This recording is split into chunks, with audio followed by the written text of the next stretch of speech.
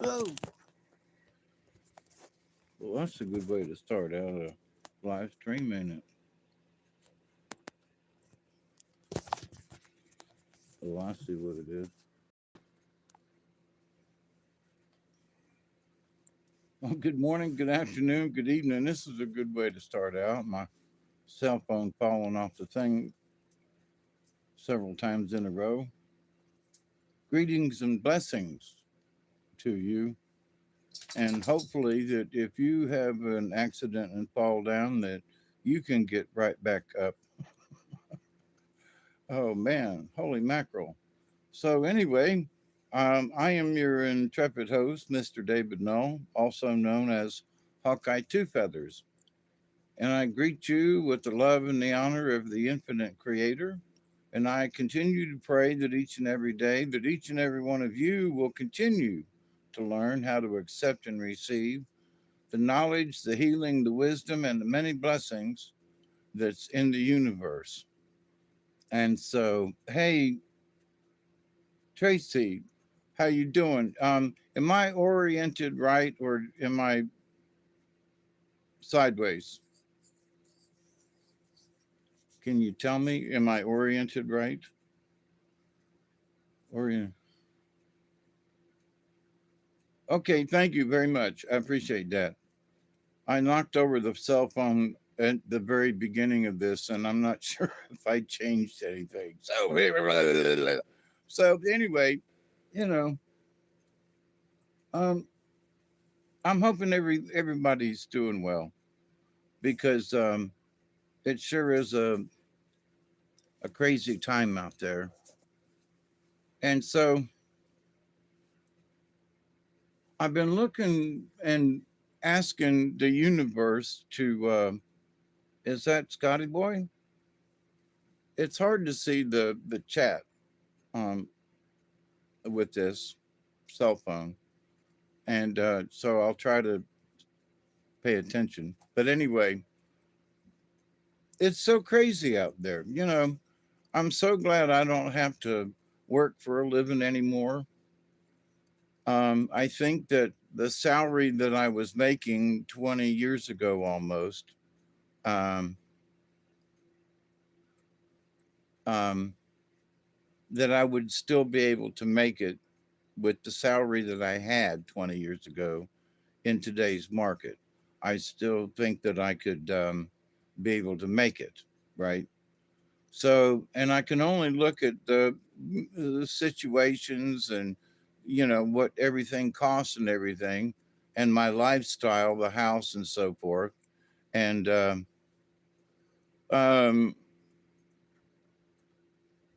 is that Scotty Boy? Good to hear from you too. Yeah. Um, I'm always glad to see you in the chats, y'all.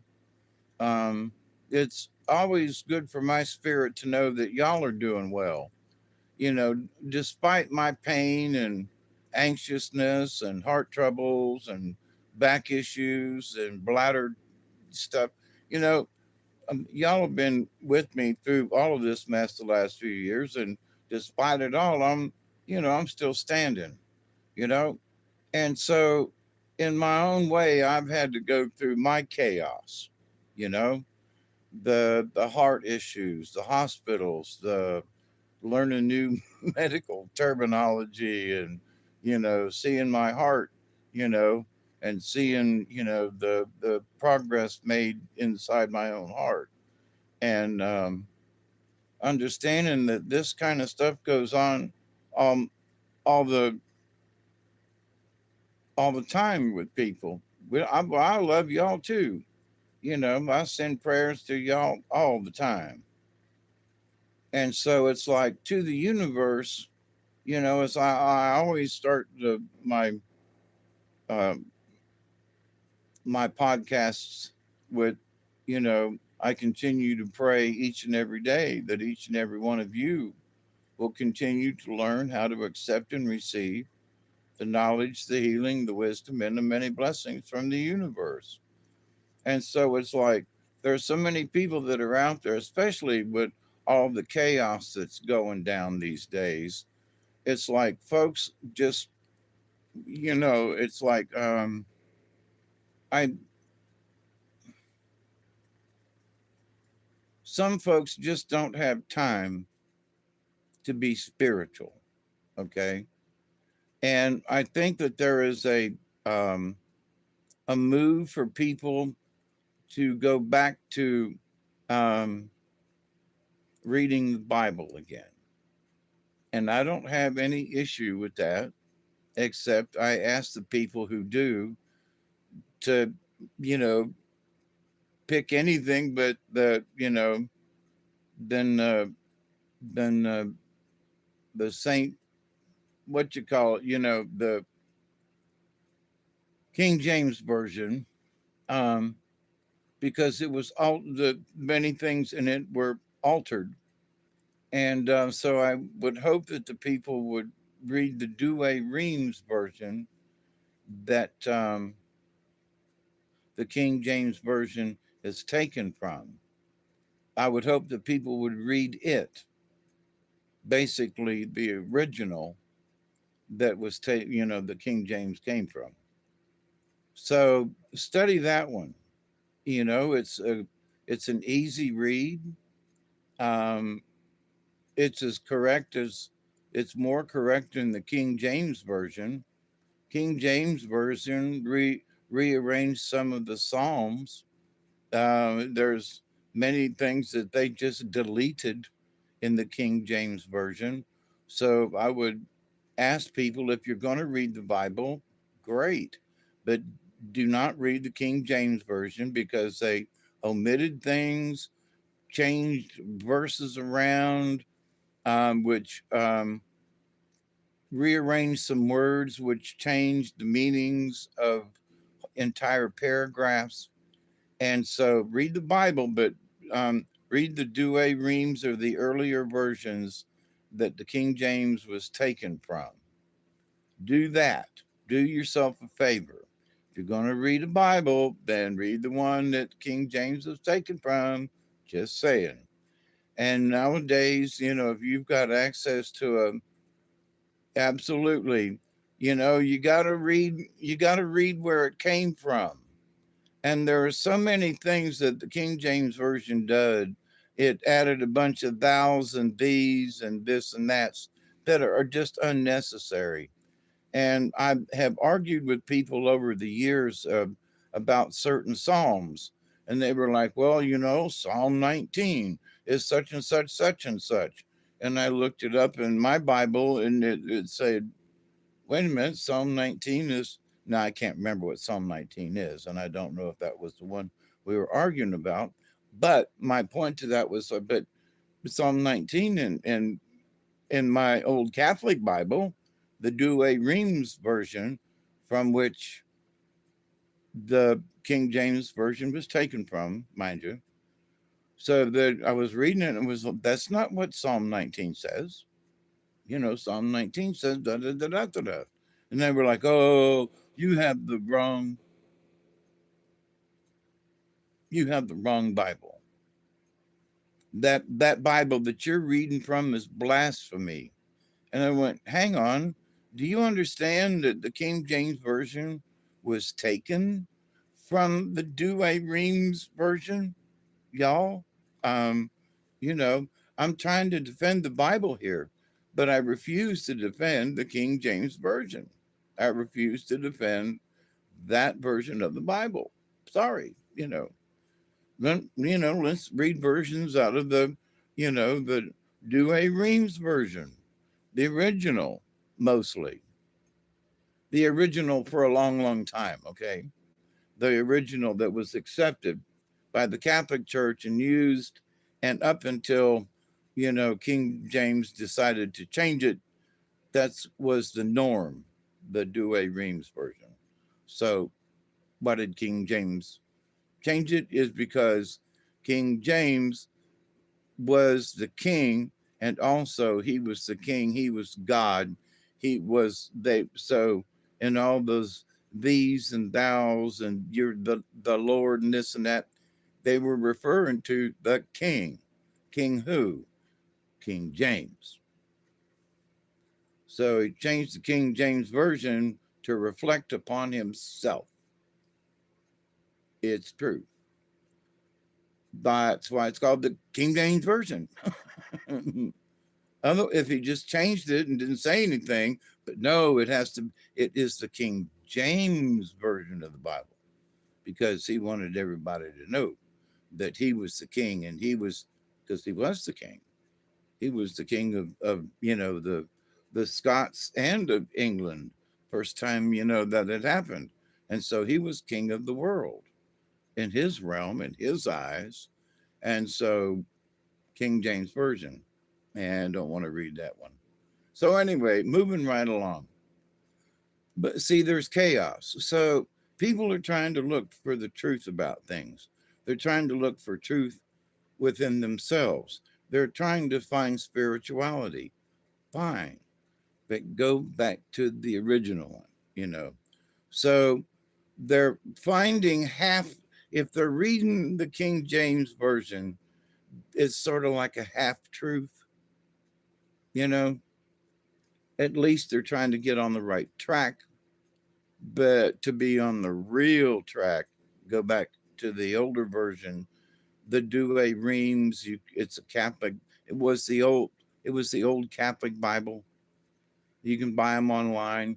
People are selling them because the last pope said everybody had to get rid of their Bibles and buy the new one that the Vatican was selling. It's worse than the King James version, but anyway, there was nothing wrong with the Douay Reams version of the Bible. I've read the Bible many times. I've read it standing on pulpit in front of the congregation in church, you know, many times, many years in a row. And so it's like, um, if you're gonna um, find spirituality, start there. Now there are some people who are say like me, screw the Christian religion and all of the Catholic stuff and the guy standing up on the stage behind the pulpit preaching doom and gloom and all that kind of stuff and we're all going to die and that's Christianity. Okay.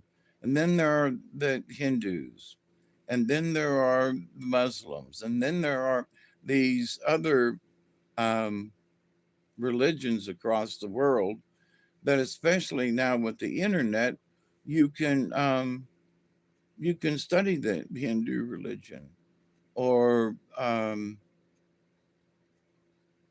uh, I can't think the other one right now. The Buddhist religion, other different religions in the middle in the Orient, you know um Chinese religion.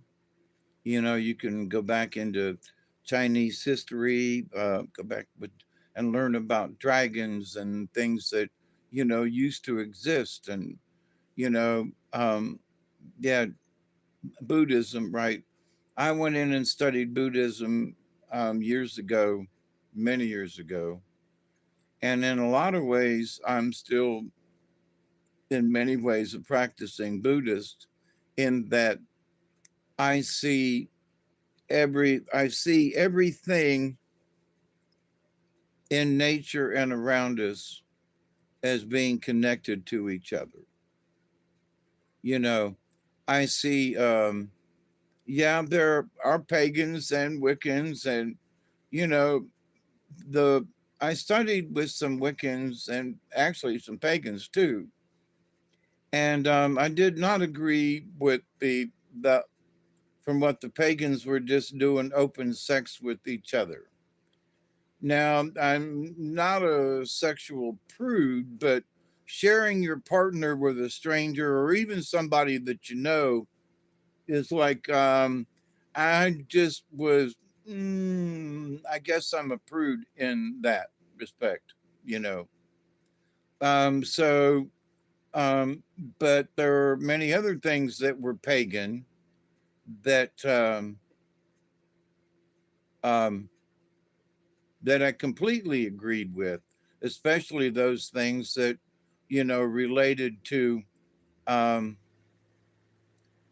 to nature and to the universe and to mother nature, not just nature and mother nature, right? The spirits of the woods, the giving um, the little people and etherical things and fairies and stuff, giving them a place. Now there are many different um, stories about fairies and little people and things of that nature. And one thing that I want to say about that is that I absolutely believe in the little people, and because of things that have happened around here and what other people have told me, like that native lady who had never been here, and as soon as I got to this powwow in Cairo, she's like, you sometimes you have to leave stuff at the back door, and you have to leave a little room underneath the door so that they can get in and out, because they need to, you know sometimes they need to steal things, little pieces of this or that, and they can take them back home with them for whatever project they've got. And I was like, okay, that's a new twist on it. Oh, okie doke, you know. But then I don't know if the story was the borrowers, maybe, but an animation that showed that it were these little peoples who couldn't be seen, and they would go and swipe different things, and they'd go in the house, and and they tried their best not to be seen or whatever, and no footprints left behind. Anyway, so but so she never met me, had never seen me, never been to my house, and she's telling me that I need to leave a crack under the door for the little people to sneak in and out of. And the thing is that me and my brother and friend were talking about the little people as we drove up in the car. Now, there's no way this woman could have heard us, but to my point is though, somehow psychically, she bonded with me and could hear what was going on or something, but she was like notified me about the little people. And what it was is gave me a confirmation. She was like, yeah, there are little people, and yeah, you need to leave space under the door, and yeah, make be careful when you sweep things out of the house, and yeah, leave little treasures for them, and so the different religions, like for me, Christianity didn't speak enough about the little people or the fairy folk or etherical things or interdimensional things, right? And so, in learning about shamanism with the Native Americans and getting close and doing powwows and doing ceremonies and living down here the way I do on the edge of the woods, and that there are all kinds of things that are down in the woods.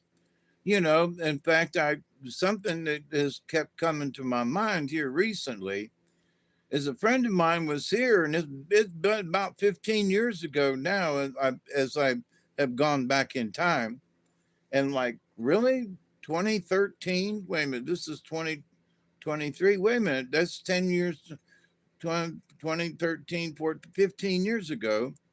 And so this person, I'm standing in the back behind my shed, and his spent the night in the woods.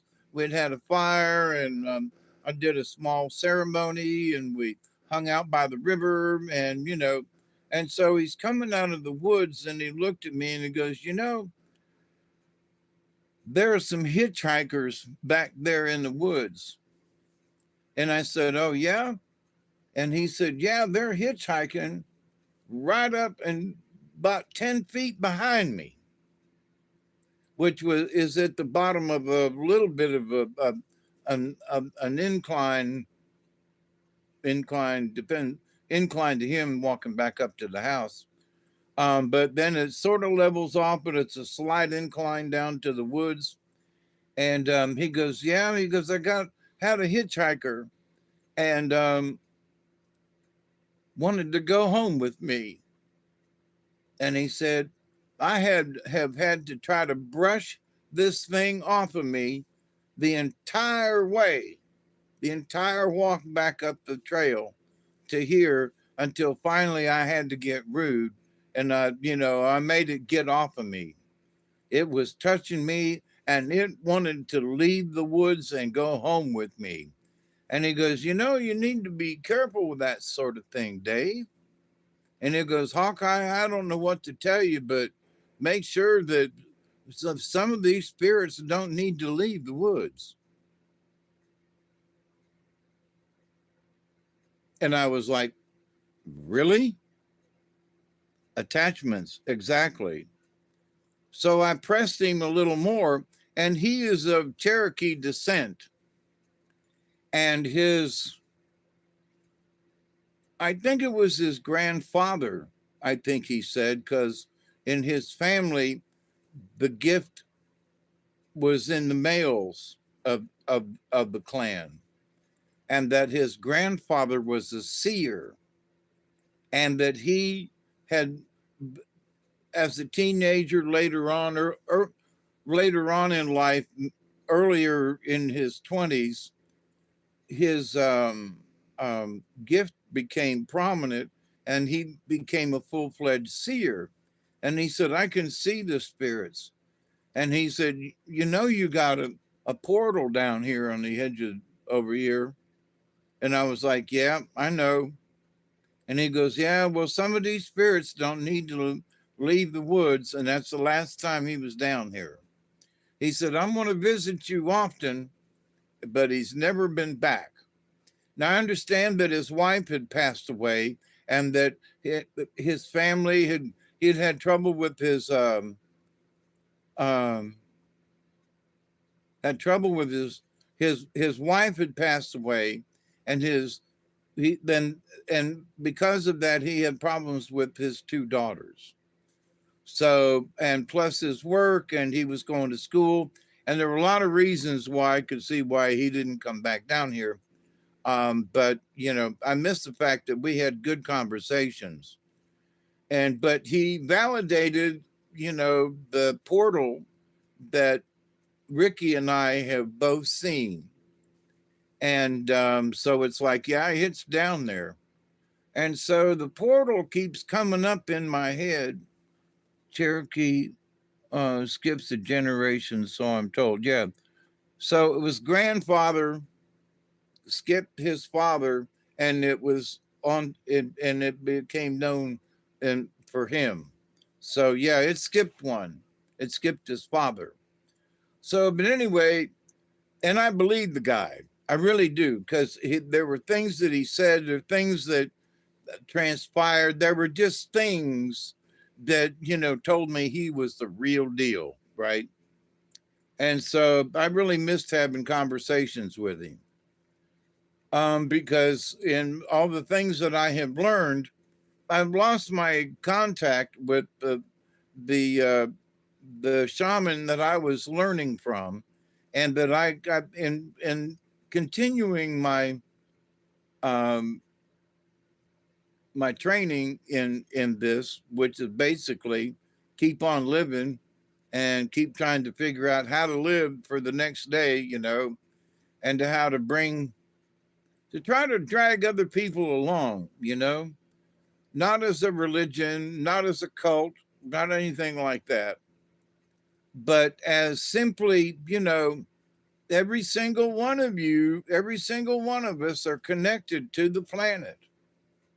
The electromagnetism within us, the quantum field that we create simply because we are, because we exist.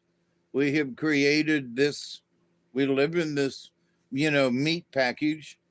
And, but also that with, uh, in and around this meat package is our aura. And that spiritualness of us is what connects us all to the quantum field, you know? It's not something that's like, well, it really doesn't exist. It's a figment of our imagination. No, our auras have, you can photograph them. You can, take pictures of our auras, People can see our auras, and can give them color and dimension and definition. And so all of these things do exist, and science has been proving this stuff. So it's like back in the day, people just had to accept this stuff on faith. So as I was growing up, we didn't have all the scientific breakthroughs that we've had.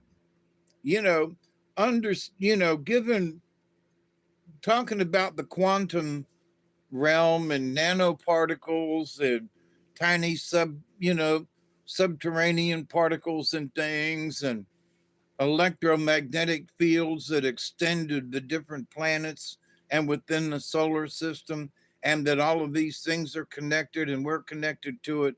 I mean, that, back in the day, it was just like, you know, grasshopper, we are all connected to the universe. Well, thank you, Sensei. But how do you know? And how do you know that we're connected? And, have faith, grasshopper. And it's like, what? You must have faith. Well, the ancients taught us that we are all connected to the plants and to the animals. But Sensei, how do you know? Well, interact with animals and make a connection, and stay around plants and see how they make you feel, and you learn. So, hell, 50, 60 years ago we were still learning about this stuff. Back when I was a kid, this stuff was just beginning in science. But Buddhism has existed for thousands of years or however long, right? Hinduism, all these other religions that believe in all the different deities, and each deity, what gods represent, thunder, water, this, that, the other thing, right? And so that you pray to those gods or those deities when basically they're all one, under one roof, so to speak, because they all come back to the one, because we're all connected. That makes us all one as part of this galactic and soup of things, right? And as science has gone on, we've learned that, there are energies that come from the galactic center that bombard us and change us in ways we don't even freaking understand. But these energies are coming into our universe. How do we know? Well, years ago, we just had to have faith that there was stuff in the universe and we're all connected, and that these energies from the universe come into us and through us. And now they've proven that there are some of these nanoparticles and that literally can pass right through us a bunch of times a day, and we don't know. It's Well, it doesn't affect the body, but there goes another one. Oh, it missed my heart. Thank you, Jesus. But so now there is an understanding of the universe that did not exist 20 years ago. They were sort of talking about the science, and they were just beginning to understand quantum physics, and understanding this and that, and the Higgs boson thing, and the hadron collider, and all that, going off and crazy stuff. And now here we are 20, 25 years later, and look at what we've learned. For me, in the last 25 years, I've learned about the cosmic goo that I was talking about back in the early 70s. We're all together in this cosmic goo that is the universe. And people today are like, well, well, how do you know? Well, now you can look at the science and go, there are all these nanoparticles. They're proven that each one of us has an energy field around us, that we are electrical in nature. We create a magnetism, if you will. And people, the law of attraction and all of these things, right? So before you just had to have faith. And now there's proof that this stuff that when I was a child, you just got to have faith, Dave. But this is bullshit. But you got to have faith. Well, it's not that I have to have scientific proof. It's that in my way of thinking, there was another reality.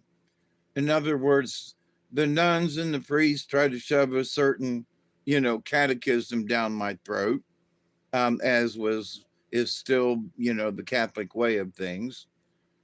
Um, and so it's like you got to eat their dogma to be a Catholic. You do. And so I kept, every time I ate some of their dogma, I threw up, and it was like, no.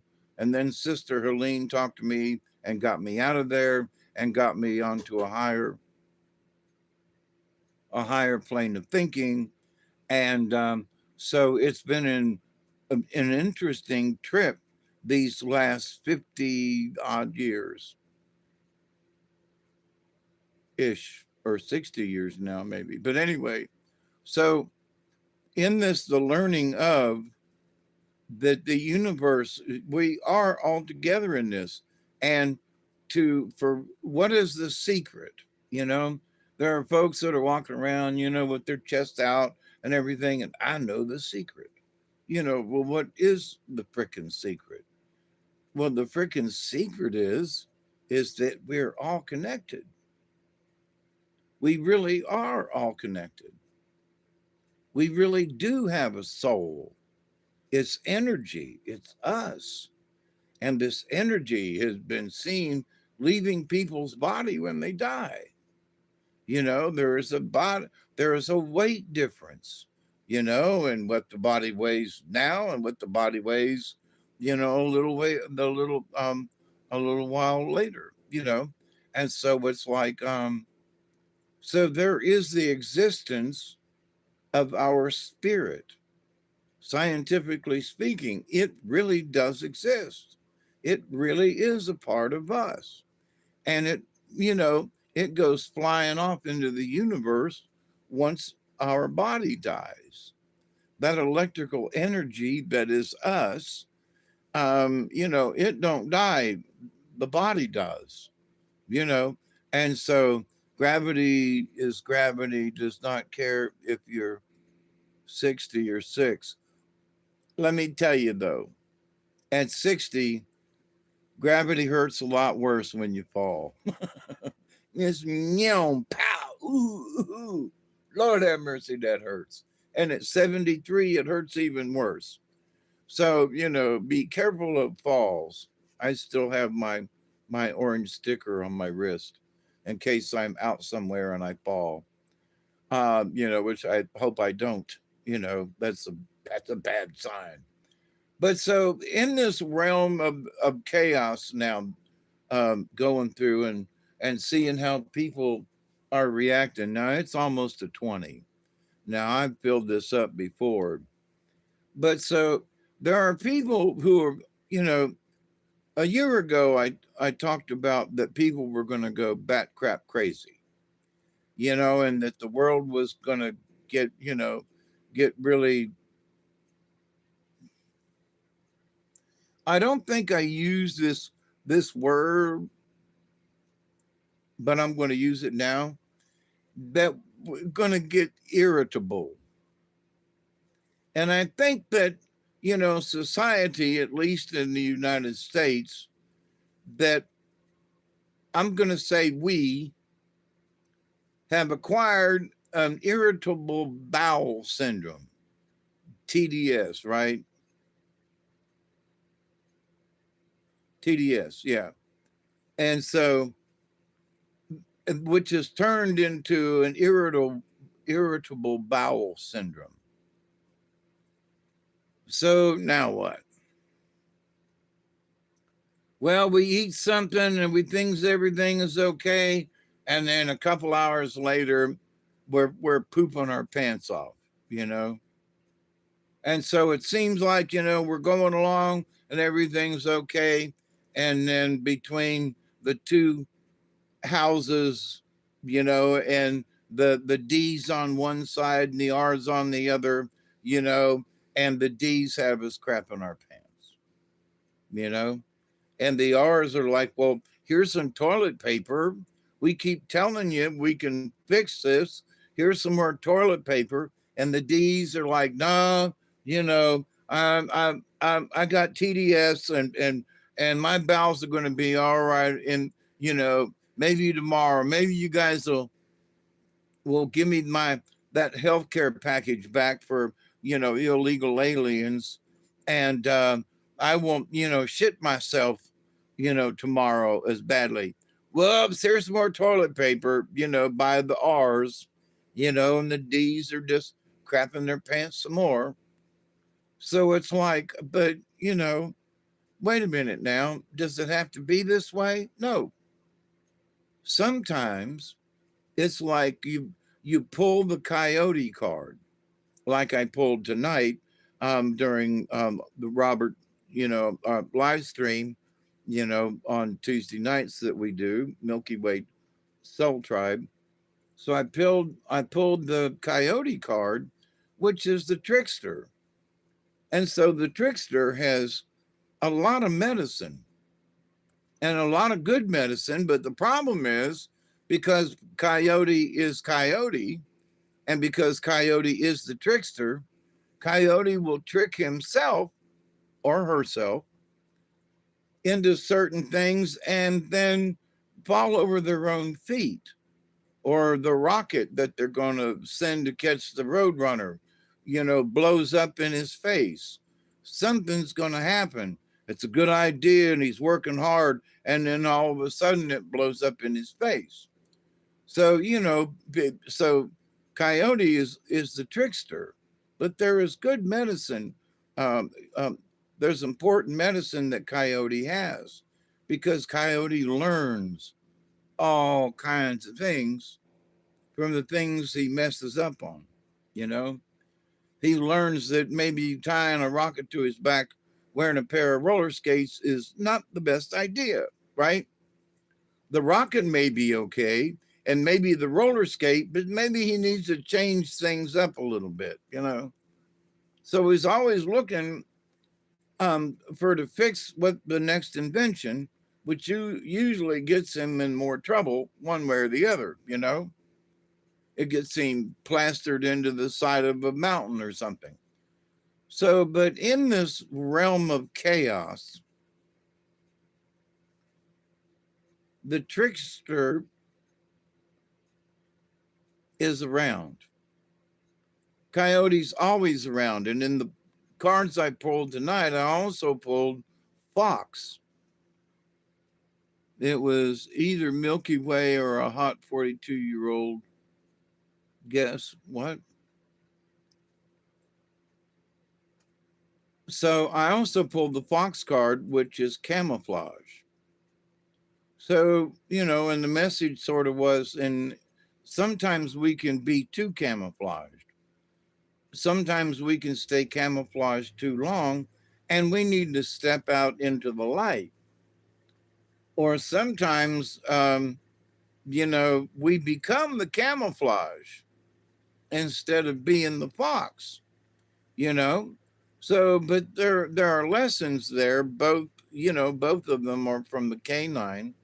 And so, and guess what other card I pulled? I pulled the dog card, which is all about loyalty.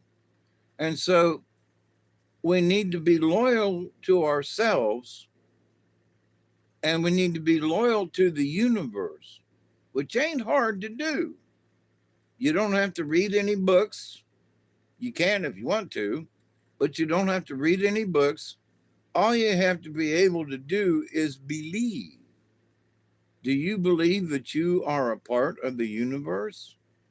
You know, we are getting old when a 42-year-old is hot.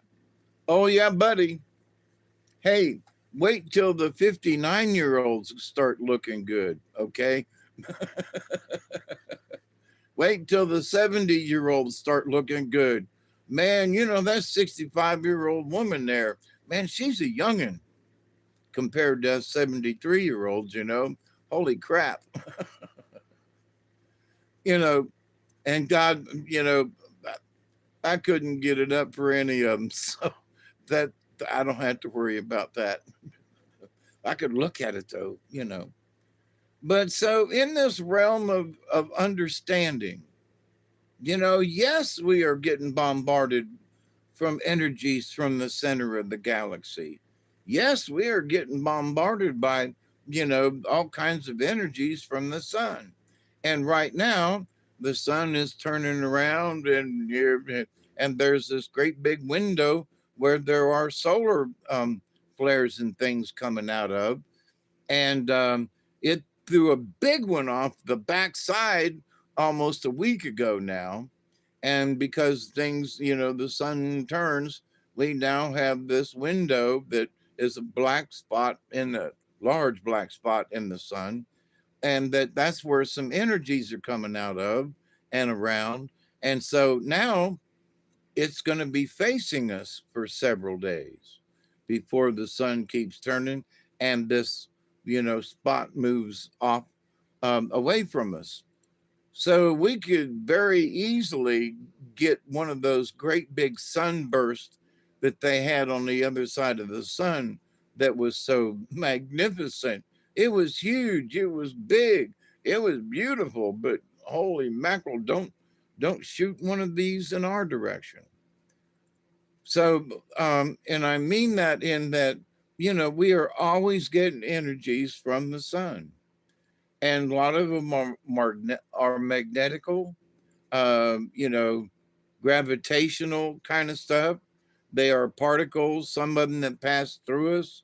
Some of them are, you know, depending on the type of flare it is, you know, we can get gamma rays and this kind of ray and that one, this one, you know.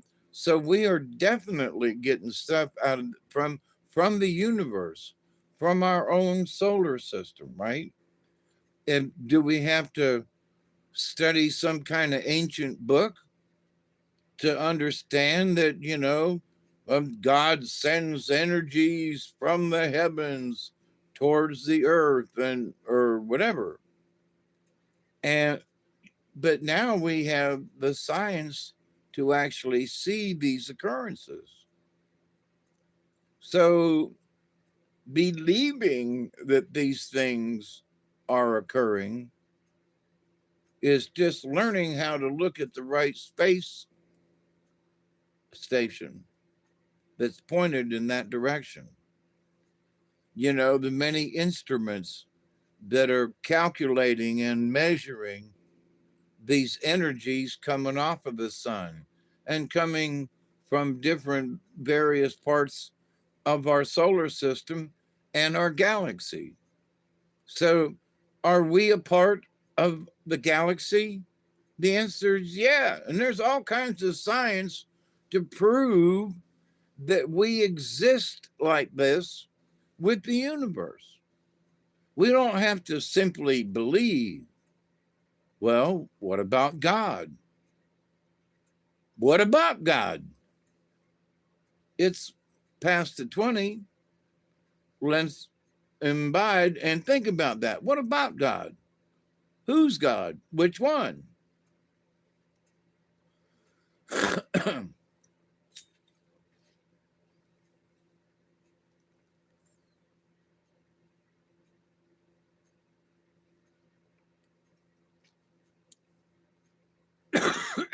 Happy 20.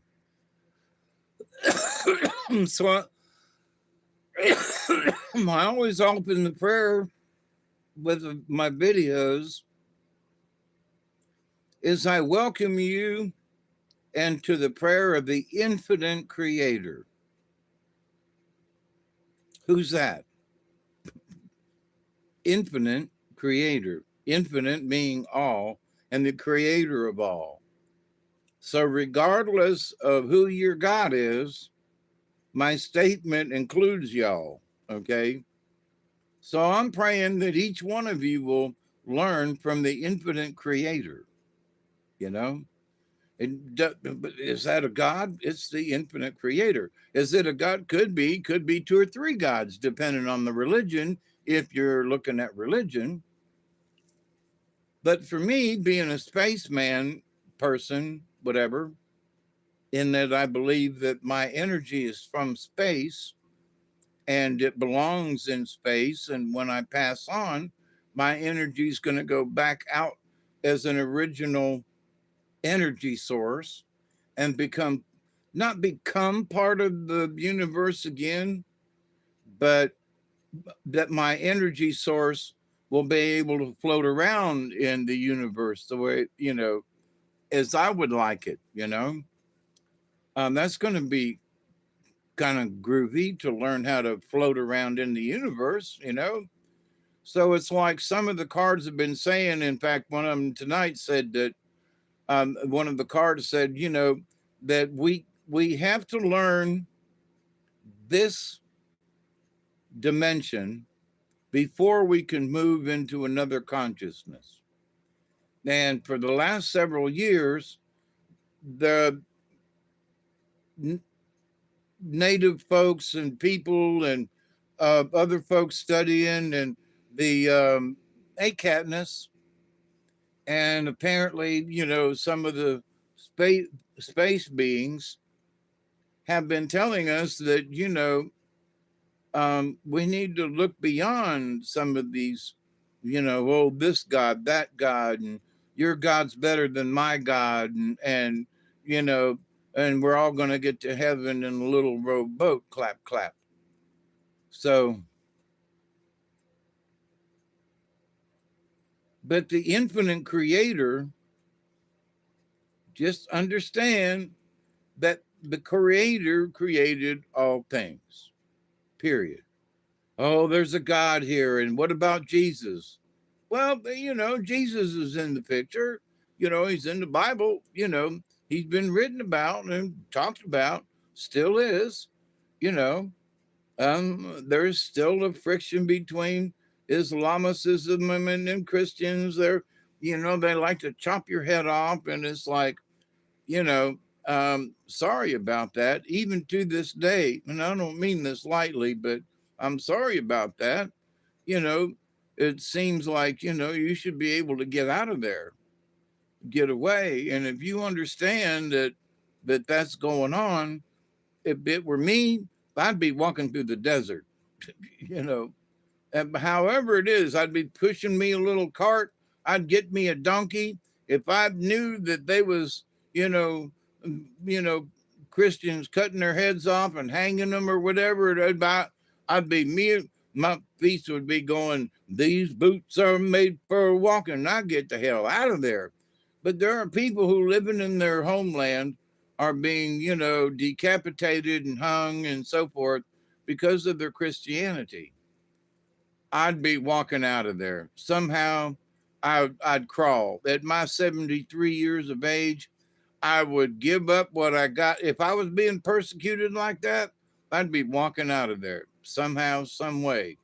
And if I could, I got boats. I get to the ocean, and if I had to leave these shores and get in a boat and go somewhere, I'd be doing that. I would figure out a way, even at my age, to get away from that kind of nonsense. So I pity the folks that are having these things done to them, and I would hope that they could figure out a way to get the hell out of there. There's too many places in this world that ain't happening. So anyway, so here's another hit off my 20. So into the eternal creator, Thank you. So how do you,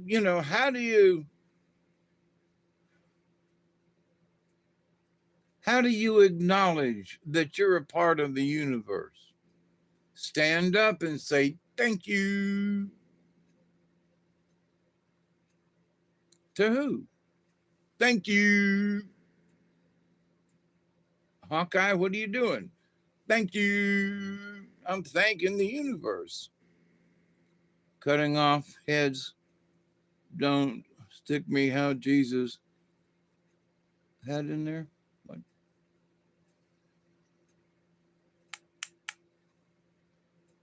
So it's like,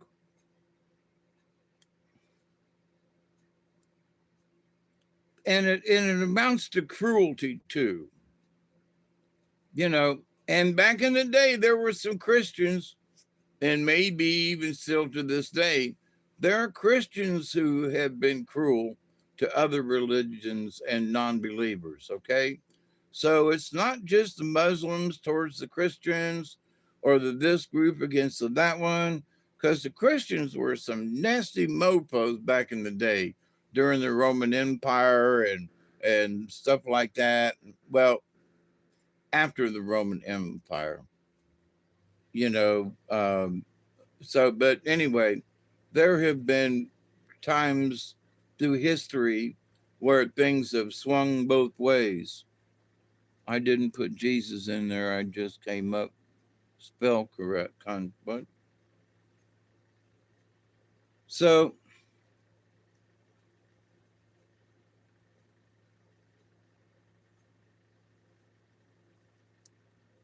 I've been having this thing go through my head, and I'm gonna do a separate podcast on this sometime here in the future. My spirit guides are hammering me to do the subject.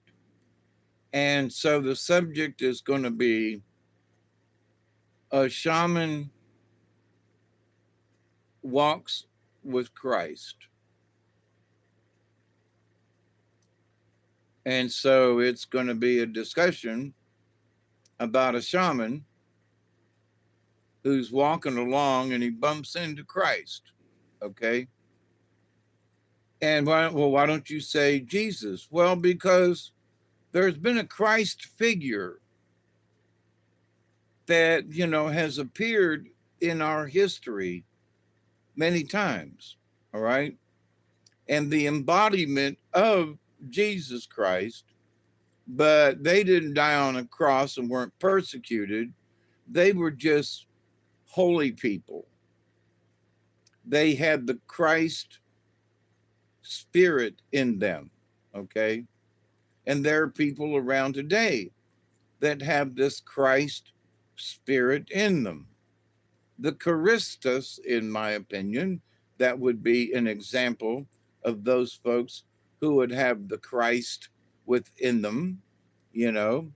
Also, the divine energy of the goddess, So there is the the divine energy of both. So there's the goddess and the Christ energy, both existing. And so, but the mother is what delivers, right? Literally delivers the children and has that motherly instinct mostly thing, but I am willing to hear and learn.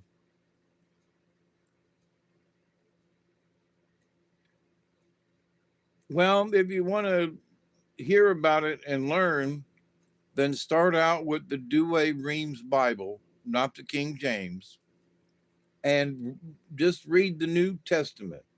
Pick one of the Gospels and read through it, because each of the Gospels are going to be different, but they all are supposed to be what Jesus said.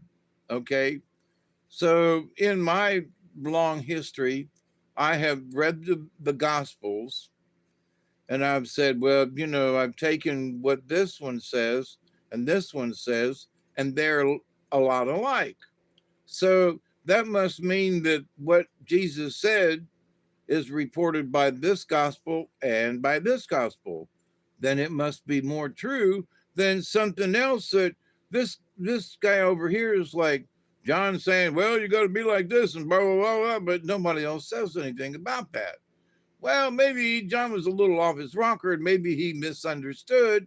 And, so you can take what this guy says over here, because he's the only one that said it, with a grain of salt. So for me, that's how I have read the New Testament, right? Of what Jesus said. So, okay, or what each of the Gospels have said. So is one gospel better than another? Well, I think it was, I think Mark is the one that was my favorite. But pick one because they're all supposed to tell the same story. So I'm not big on belief systems. No, it's not about the beliefs. It's about that if you want to learn, quote, the story of Jesus, then one of the gospels, pick one, will tell you that story. That's all. I'm not saying it's up to you about whether or not you want to see it as a religion. Me personally, after being a Catholic and everything and having had, so many things shoved down our throat, to read the gospel now by John or Mark or whoever, um, is like you're reading what they saw and their story. It's up to you about whether or not you want to turn it into religion or whether you see it as Christianity. And what I see it is a story. So you can, and but I see some of the stories of the Bhagavad Gita and so forth. They're stories, right? So, and from those stories, you learn a lesson, with the stories that grandfather told of crow and owl, and those are stories. You're supposed to learn from the stories, right? You're supposed to learn that not all not all creatures are should be treated wrongly or whatever, and so and all the animals have learned to live within each other's boundaries, but the animals know that snake needs to get fed. Snake needs food, and snake will literally swallow you whole if you give the snake a chance. So, but it's up to the individual of the rest of the other beings, the small frogs, lizards, whatever, to stay away from the snake and to be aware. So that's the lesson of life. The lesson of life is to be aware that, there might be something over yonder that can eat you. Mother Nature's like that, But in this chaotic realm we're in now, it's that, people believe that AI is going to eat us. It's going to take over the world. It already has. We're all sunk. The apocalypse is here because somebody believes that some program on a computer that can be unplugged is, here to destroy the earth and all of mankind and society. I'm sorry. I do not ascribe to that. I'm sitting down here. I've got my connection with my cell phone, and I have not used the AI at all. And I'm not going to use it until seem to think that it's necessary on my behalf, because I've got everything I need with checking the internet with certain things and whatever. So, to hell with AI, in my opinion. I don't need it, at least at the moment, right? So, internet, just fine. You know, I can watch a program, I can do a thing. I would like to get back into video editing, which might require me to learn about AI because of certain things and stuff. Okay, I can see that. But at the moment, I don't need that information. So for me down here, have everything I need without the use of AI. Now, my electric company might be using AI to keep up with, transformer wattage in the area to see if they're, a transformer might get overloaded or something. But for me, I'm AI is not going to kill me. Now, it might kill me down the line where, a refrigeration unit shuts off the electricity gets shut off, or this happens, that happens, deliveries are messed up because AI gets in the way, and then I say, let's go back to paper, you know. But so all of these things that couldn't be affected by AI, transportation and logging and all other kinds of stuff that might affect me. If I plan things correctly, then I have enough food, whether or not it's freeze dried food or not. I have enough food that I can cut my meals down, which folks should learn how to do anyway. You do not need 5 meals a day. You don't need 3 full meals a day. Us old people get by with 1 meal a day and a little snacking along the sides. Uh, Eating 3 meals a day for me is is grossly, it was too much. And the time in the hospital, I gained 5 pounds because I was eating 3 meals a day. Now I'm back to, I don't think I really ate much. I didn't have a meal at all yesterday, and I've been skimping along, and I've had a hot dog today wrapped in cheese wrapped around a hot dog with mustard, um, because I'm supposed to not have bread. So, um, but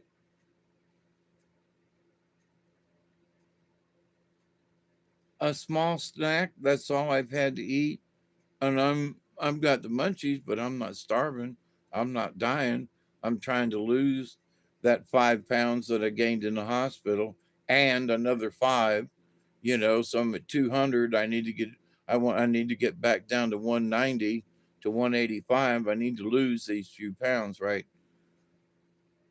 So you got to do what's drastic in order to do it. And you know, um, but what I could do or eat when I was 59 or 63 10 years ago, I can't do the same thing now. So your body changes and things change as you get older. And each one of us goes through the same kind of sets of change. So if you can see by looking at me and go, holy crap. And, Hawkeye's been talking about this for the last 9 years, and we've been watching him get old together, and we've seen him in the hospital several times. And, so maybe, I'm trying to give y'all a lesson that, hey, take care of yourselves. These are the things I did stupidly, and avoid those things at all costs, or at least in moderation. So, are you a part of the universe? Well, if you're watching this video, you are. I got a 10 pound to get rid of. Yeah, and it's hard to. I'll tell you what, it's hard to get rid of the 5 pounds I gained in the hospital. It's tough as hell. So I got to get back on the water, and I got to get back to paddling, because walking still hurts too badly. So I got to get back to paddling, which will burn a bunch of energy. So, and I'm about there. So, got to be able. In fact, Sunday is the 9th, and my date with Miss Emma, my 17-year-old, pretend granddaughter.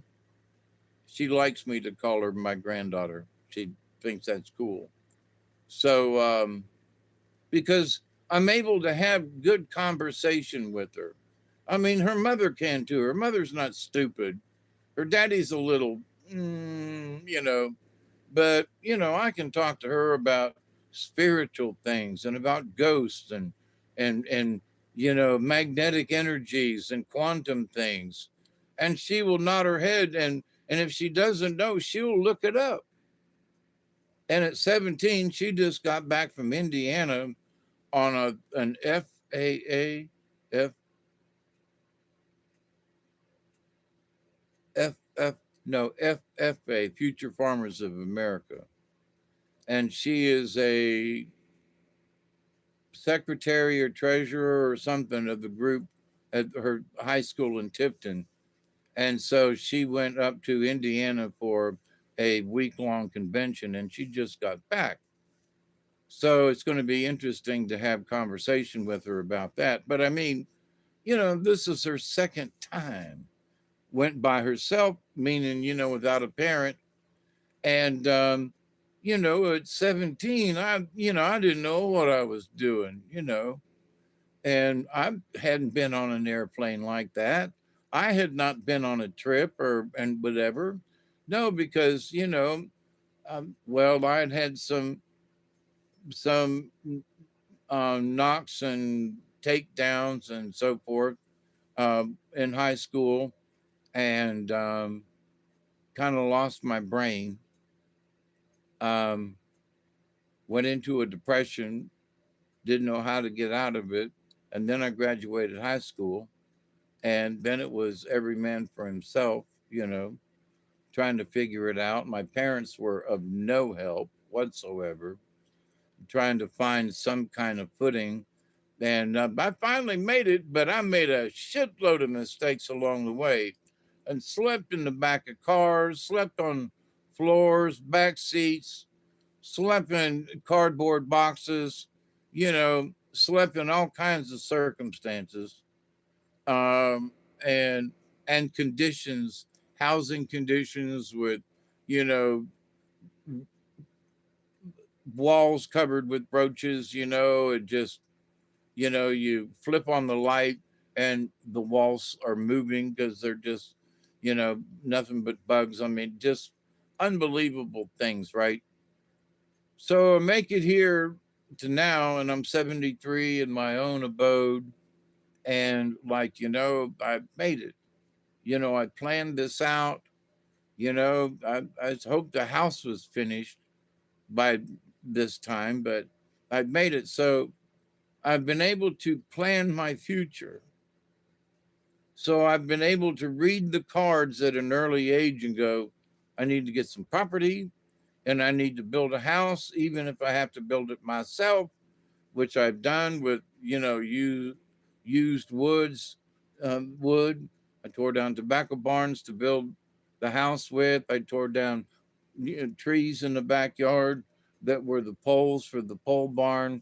So I utilized those things that I had to work hard to have them, but I didn't have any money. So the best thing I could do was use my labor, which I did. So if people will use their brains, and sometimes you have to use your own brawn, but you too can figure it out. I was a dumbass and I figured it out. And over the years, I have been a complete dumbass in many things, and I've had to learn, like Coyote, from those mistakes. The best thing is that, if I'd have listened to some of the people who tried to warn me about some of this stuff, I wouldn't have had to be like Coyote, you know? I would have then become Coyote. You know, I would have been the coyote that, you know, that would have used the right size rockets on my backpack with the right size roller skates or something underneath me with a guidance system so I wouldn't wreck into shit, and a way to turn the motor off and have brakes. You know, I would have learned from these mistakes, of past experience. So, but I still would have been coyote, but I would have learned. And I, in a way, I could give the finger to the fickle finger of fate award. Like, you know, you almost got, ran over by a truck, but you missed. The rocket almost took you over the cliff, but it didn't. You made the turn. You almost fell off a high cliff, and but your parachute opened, and you came down safely. But you're coyote, and when you hit the ground, you're like, holy mackerel, that was a close one. Instead of being crumpled up on the ground going, I need an ambulance, right? So we should learn from our mistakes before the mistakes even get close to us. We should be able to see enough into the future that we can avoid stupid shit. And well, what does that matter? Well, because when you learn that you're a part of the universe and you accept it, and that as you're a part of the universe, then that means you're aware of things around you. And if you are aware of things around you, then be aware of stupid stuff and avoid them. Avoid the potholes. Now, sometimes there's it's a group thing. Sometimes you got to go through a big mud puddle, but everybody on the road that you're on, everybody going in the same direction you're going in, they all got to go through that mud puddle. So, do you go through the mud puddle really fast and spray water everywhere? Or do you go through the mud puddle at a decent pace, slow, so you don't make much of a wake? Because there are people on the road behind you, right? And also, you don't know what's hidden in the water. So the guy that goes real fast through the mud puddle, spraying water everywhere, hits a pothole and shoves his car into a spin, and the car rolls over on its side and fills full of water. And then there's the person who goes through the mud puddle at a decent pace, hits the mud puddle and bounces out and keeps going. Has no issue. But the greater speed and the dimwit who goes through the mud puddle thinking that spraying the water everywhere is a fun thing, at 17, that sounds like a good idea. But at 35 to 40 years old, you somewhere along the line, you have slowed down and now you're just creeping through the water. Why? Because you learned your lesson, right? You learned the lesson of coyote. You went through the mud puddle as a youngin', sprayed water everywhere, hit that pothole, got in a wreck, messed up your car, and you went, now maybe I should slow down. So as much fun as it is to spray water everywhere, you got to be practical. So what's that got to do with the price of, peas because all of this is part of the chaos we're going through right now. There are mud puddles in front of us that we've not had before, literally crossing the roads because of excess water, floods, and so forth. So you got to go slow, if it's best to turn back if you think it's, don't be a dumbass. Water is very, very powerful, and it can take you right down the river in a heartbeat. So, don't be stupid. It's best to turn around. It ain't worth your life or your vehicle or both of all of the above. And the fact that if you get caught by the water, then you present a situation to other people that puts them in danger. So don't be a dumbass and think, oh, I can go through this water. It ain't no problem. But what if it sweeps you down the river? Well, but it's not your fault, but it is because you decided to go through the water when you should have just, turn around, don't drown thing. But now you've made the choice and to go through the water, when it's hauling ass across the road, and you don't know that half of the road is gone.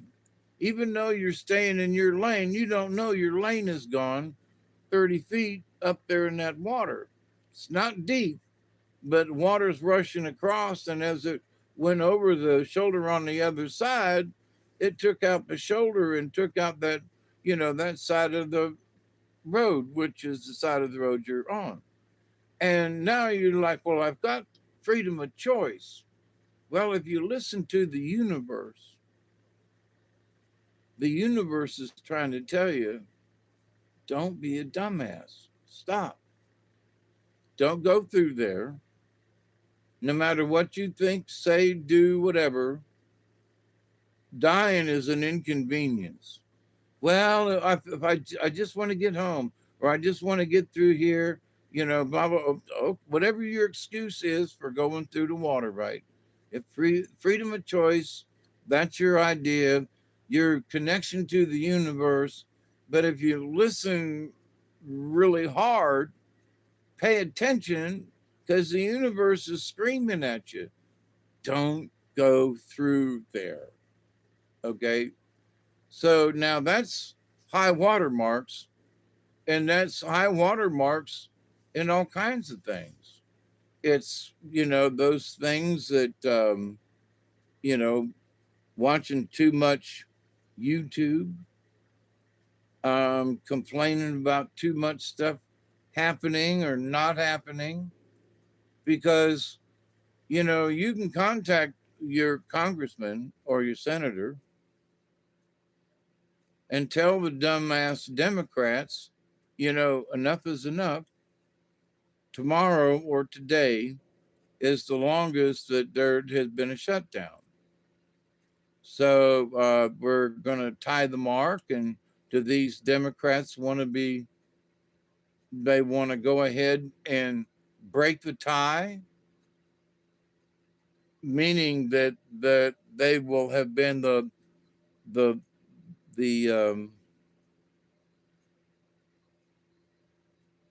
the reason for the longest shutdown in history now. Will be because of the Democrats and the party leaders who refuse to sign this bill, um, and that you know all these millions of people are being affected. Um, and but like, wait a minute. So they're listening to somebody today, and it's like, but it's all the Republicans' fault. And it's like, no, it ain't. You know, every day the Republicans are out there going, come sign this bill to this stopgap thing. It's a clear bill, but come back and vote for this. And they're going, no, no, mamby pamby, no. And it's like, wait a minute. So there are grown men and women, but because they're Democrats and they don't want to, they're affecting all these millions of people. So it's like, you can choose to be a dumbass or not. So, you can prove your point by, okay, we're not going to do this for a week. All right, we're not going to sign this thing for 2 weeks. Okay, try to get our point across. All right. We can do this thing for 3 weeks. All right, now, People who get paychecks every 2 weeks, you're messing with their paychecks. And now you can drag it on along for a month. The power that these Democrats have um, to, blatantly show it off to the whole world. Look at us, we're powerful. We can sit over here and not do something.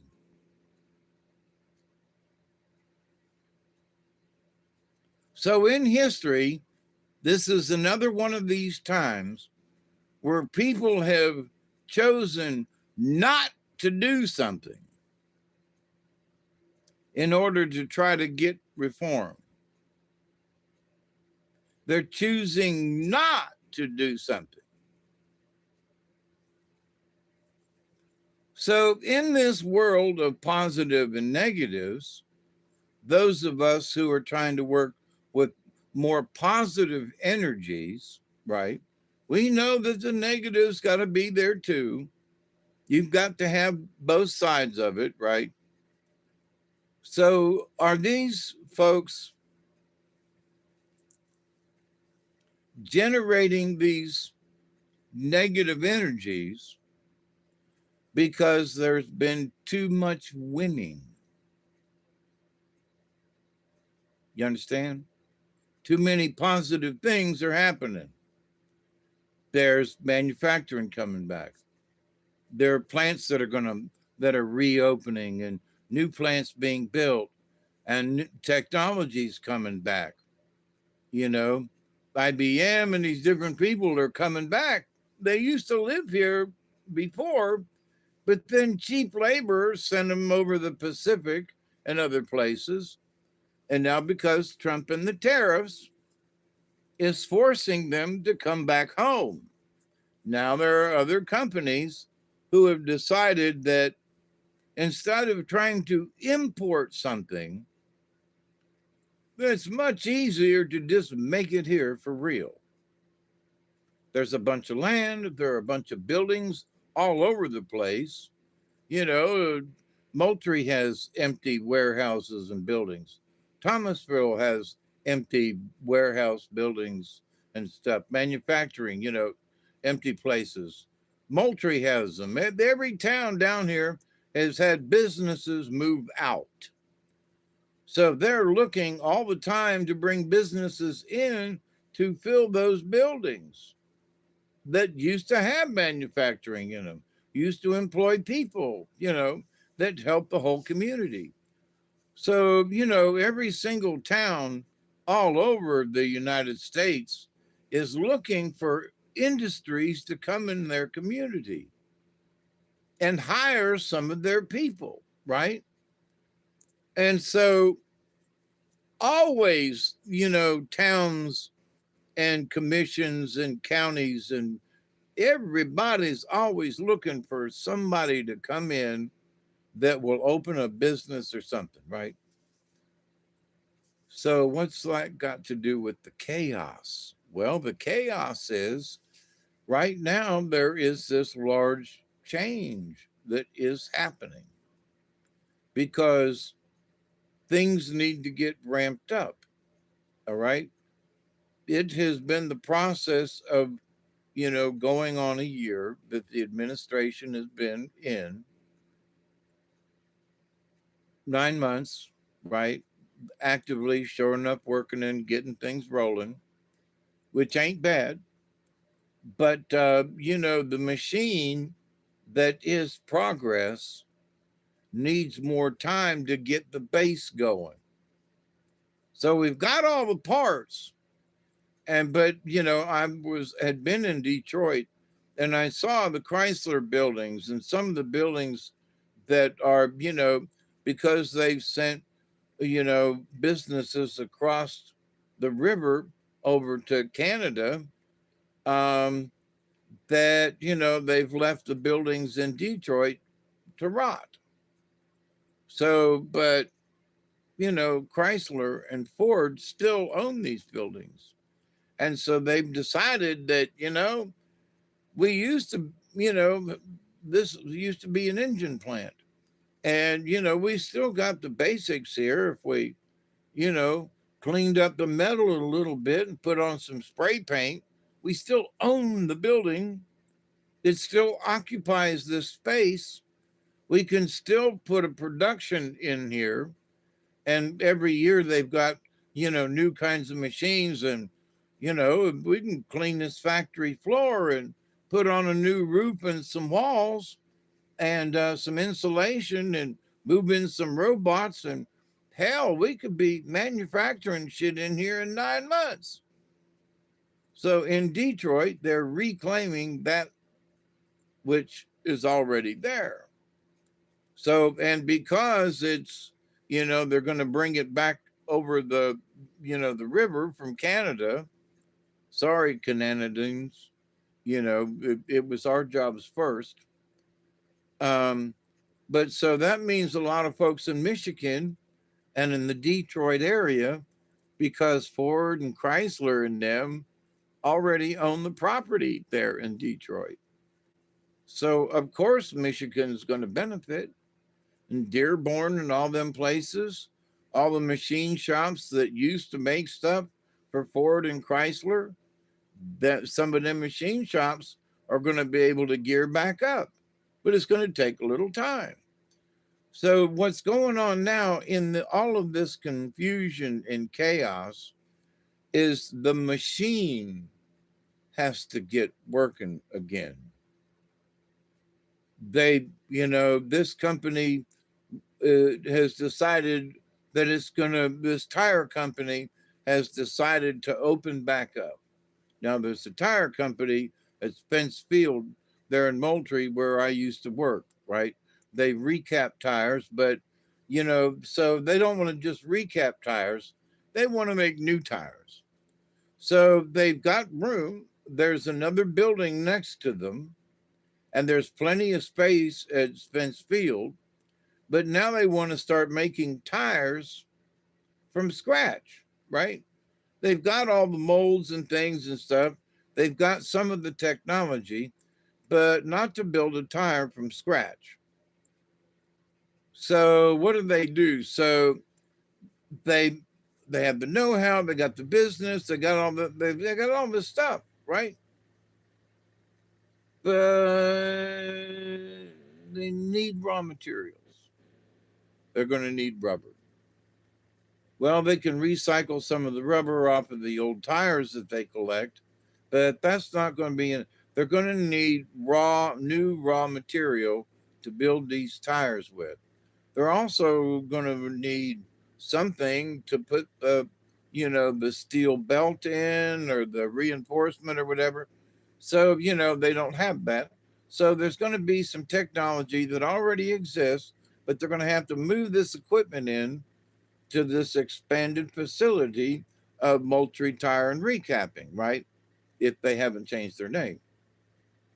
So it's Southern Tire and Recapping. So Southern Tire and Recapping is now Southern Tire, right? Including recapping. So they've expanded, but they got to get the machines in. They got to get the raw materials in. So once they get the machines in, the machines are just going to stay there. But now they're going to have to set up a time when raw material is brought to them. Who are they going to buy the rubber from? Do they go to another country and go to the rubber plantations and say, listen, we want a contract with you. We're going to need, 4 tons of rubber for the next year of our production. And we want to know if you can supply 4 tons of raw rubber or whatever so that we can make tires in our country. So they got to set all this up. They're going to make tires from what? Even if it's recycled rubber, they still have to set that up. Where are they going to get the recycled tires from?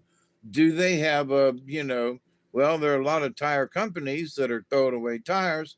So, but they need to set up which tire companies, where they're going to get them, how they're going to do the pickup. Do they have a truck? How are they going to get the stuff? Where they're going to store it? How are they going to store it? What are they going to do?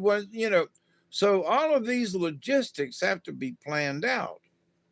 So yeah, the tire company is expanding, and it shows up in the local newspaper. Oh, great! This is great, but all this other stuff has to happen before they can. Well, they might hire a couple of people, but before they can go into production, they've got to have a supply source. They've got to have, the machines. They've got to have trained operators. They've got to have all of these things set up ahead of time before they click on the first machine. But the machine, this manufacturing, is going to make millions of dollars a year.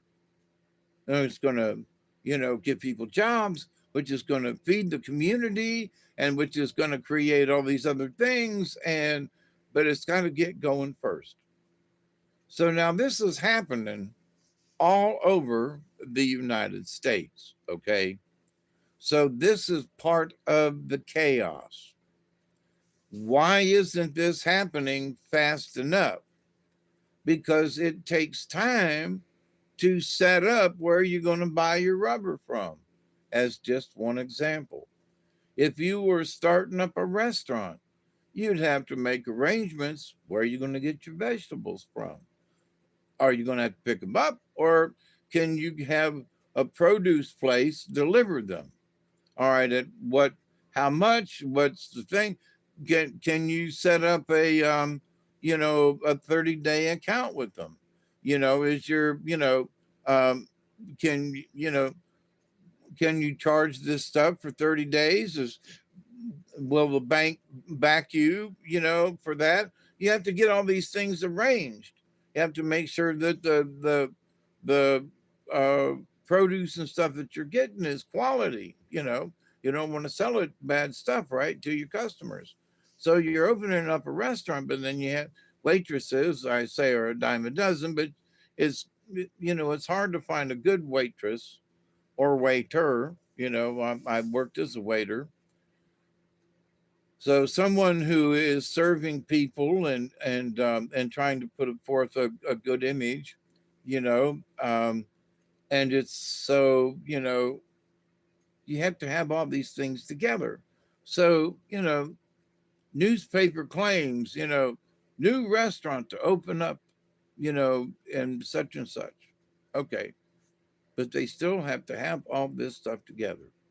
Where if they're going to make subs, where the meats come from, where's where are the sandwich, where's the bread coming from, where you're going to who's do you're going to sell Coke or Pepsi products, you're going to do this or you're going to do that.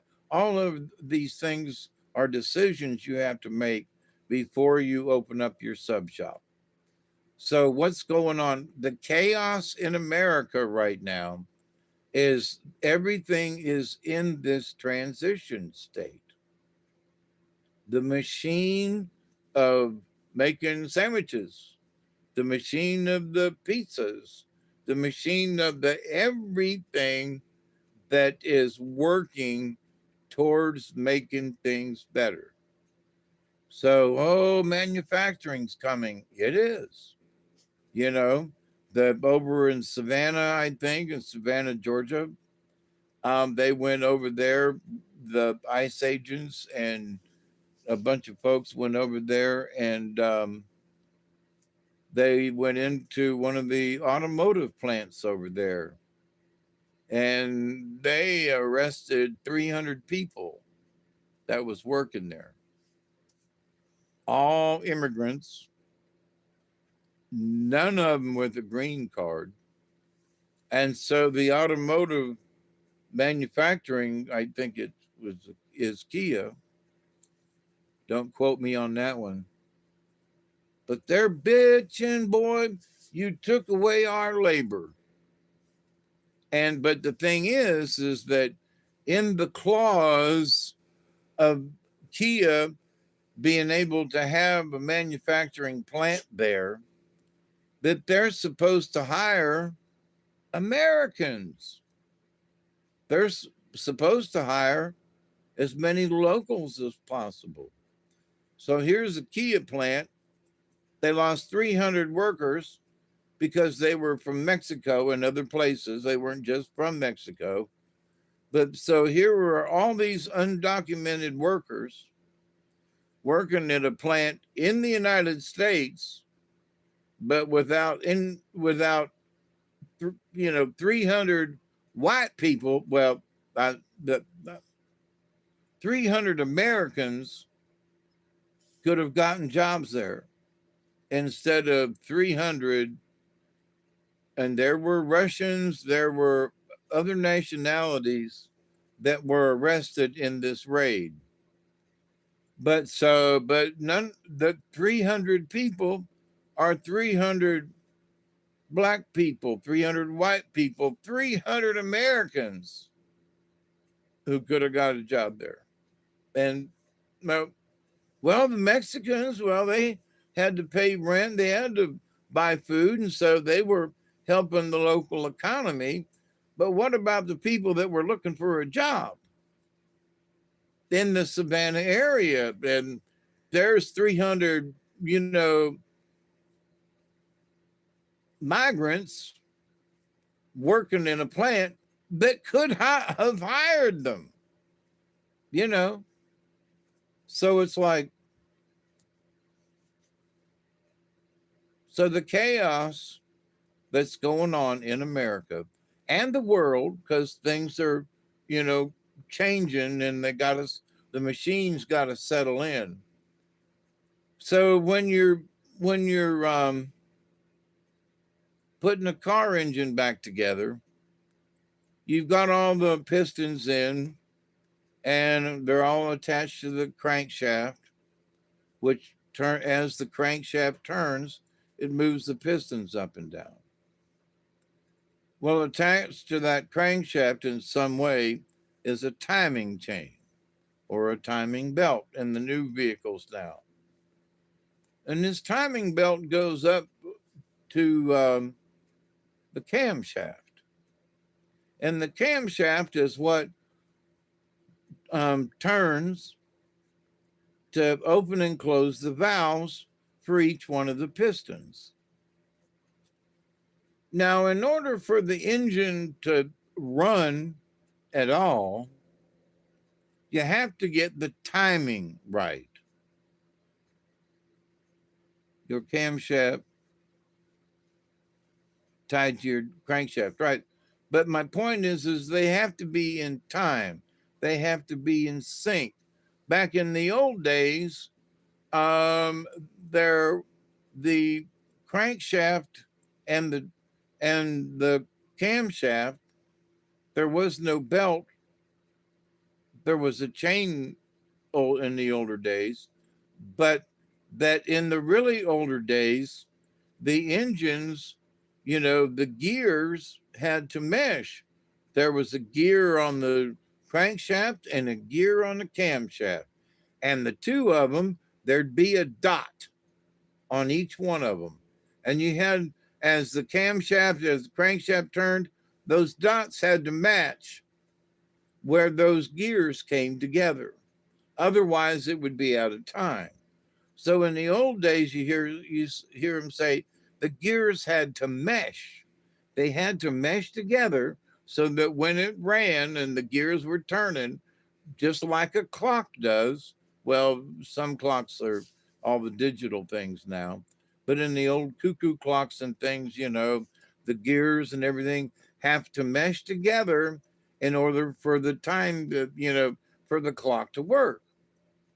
So you turn the thing to tighten the spring so that the cuckoo clock will run, and you move the things up and down because the weights turn the thing, and but all the gears on the inside have to mesh, right? So that whatever it is will run or work. So in life, things have to mesh. And in life, sometimes the chaos will get your life out of time. So where the gears usually mesh together are now one gear off. So now it'll start, but it runs rough as hell. And when you step on the gas, it goes, and then maybe it'll run a little bit, but now the it's off this direction. But now it might be that you go in and you try to correct it, and now it's still not meshed together. It still runs, but you try to correct it and you miss dot for dot, right? So now you're off this direction. So now it's meshed, but now it won't start at all. It goes pop, pop, pop, pop, pop, boom, pop, pop, pop, pop. And where before it would start a little, it would start and it would run a little and you could get down to the store, but that was it. So you can be one gear off. Yep. Retarded. Yep. And especially with the vacuum advance. So then you're really retarded, right? But with the vacuum advance and all this electronical stuff, you still have to have the gears to they still have to mesh. So now everything's electronical and stuff, right? So if those electronics die, you're just SOL. You are shit out of luck, my friend. So everything that needs to get done is we need to pay attention to things. So what we should pay attention to is are we as individuals meshing with the universe, or are we one or two gears off, as the saying goes, have you jumped time? Your timing is off, right? The engine has jumped time. Now it was almost impossible to jump time with gears, right? You had to break a gear. Something had to really go catastrophically bad for the timing to go off with gears. With a timing chain, it had to slip a gear. It was really difficult to jump time with a timing chain. And some big engines still use timing chains because they last a lot longer than these timing belts on these automobiles, which on my truck I've changed twice. Now, the one that I took off was not worn out. It was worn, but not worn out, but would rather not take the chance. So, they last 200,000 miles. Well, I changed them out at about 100,000 miles, and it's about time for me to change the one in there. I don't think it's bad, but I don't know how long it's been in there. And I'd rather put a new one in and go, okay, it's 2025. I just put a new timing belt in and, blah, blah, blah. But for something to get out of time is bad on any kind of engine or anything. Clocks won't work, if things jump time or gears. So it's important in our lives that we make sure that our lives don't jump timing, right? That we make sure that, I was always 5 or 10 minutes late. So I've spent a lifetime trying to be on time. So I realized that if I worked a day job and I had to be there at 7 o'clock in the morning, I was going to fail. And I did miserably for years. So then somebody said, we got an opening on second shift and you get 15 cents more an hour. What? Yeah, if you work second shift, you don't have to come in until 3 o'clock in the afternoon and you'll work till 12 and we're going to pay you 15 cents more an hour. What? So then I realized that I didn't have to wake up early. I could wake up at 10, 11, even 12 o'clock of a day and still go to work and make it to work at 3 o'clock.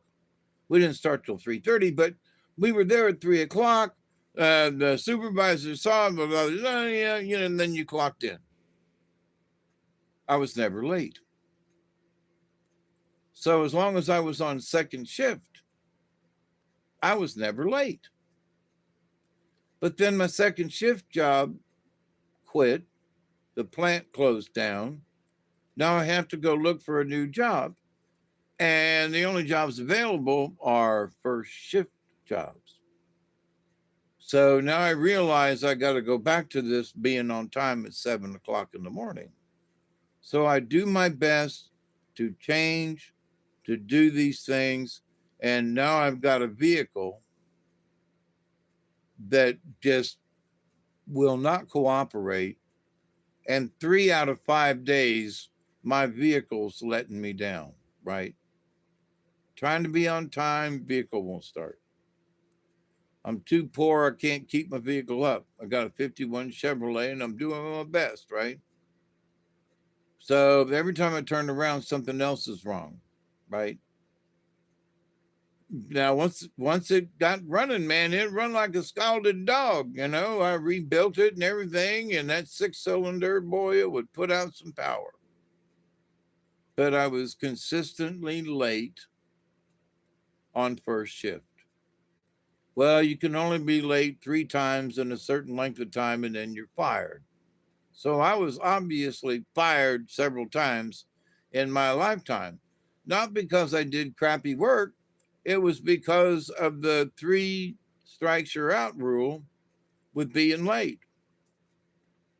So I was late consistently with this one gentleman I worked for. And I told him, I said, for every 5 minutes I'm late, I'll work 10 minutes overtime for free. If you can dock me but I'll work, 10 minutes overtime for every 5 minutes I'm late for free. When everybody else clocks out, I'll keep working.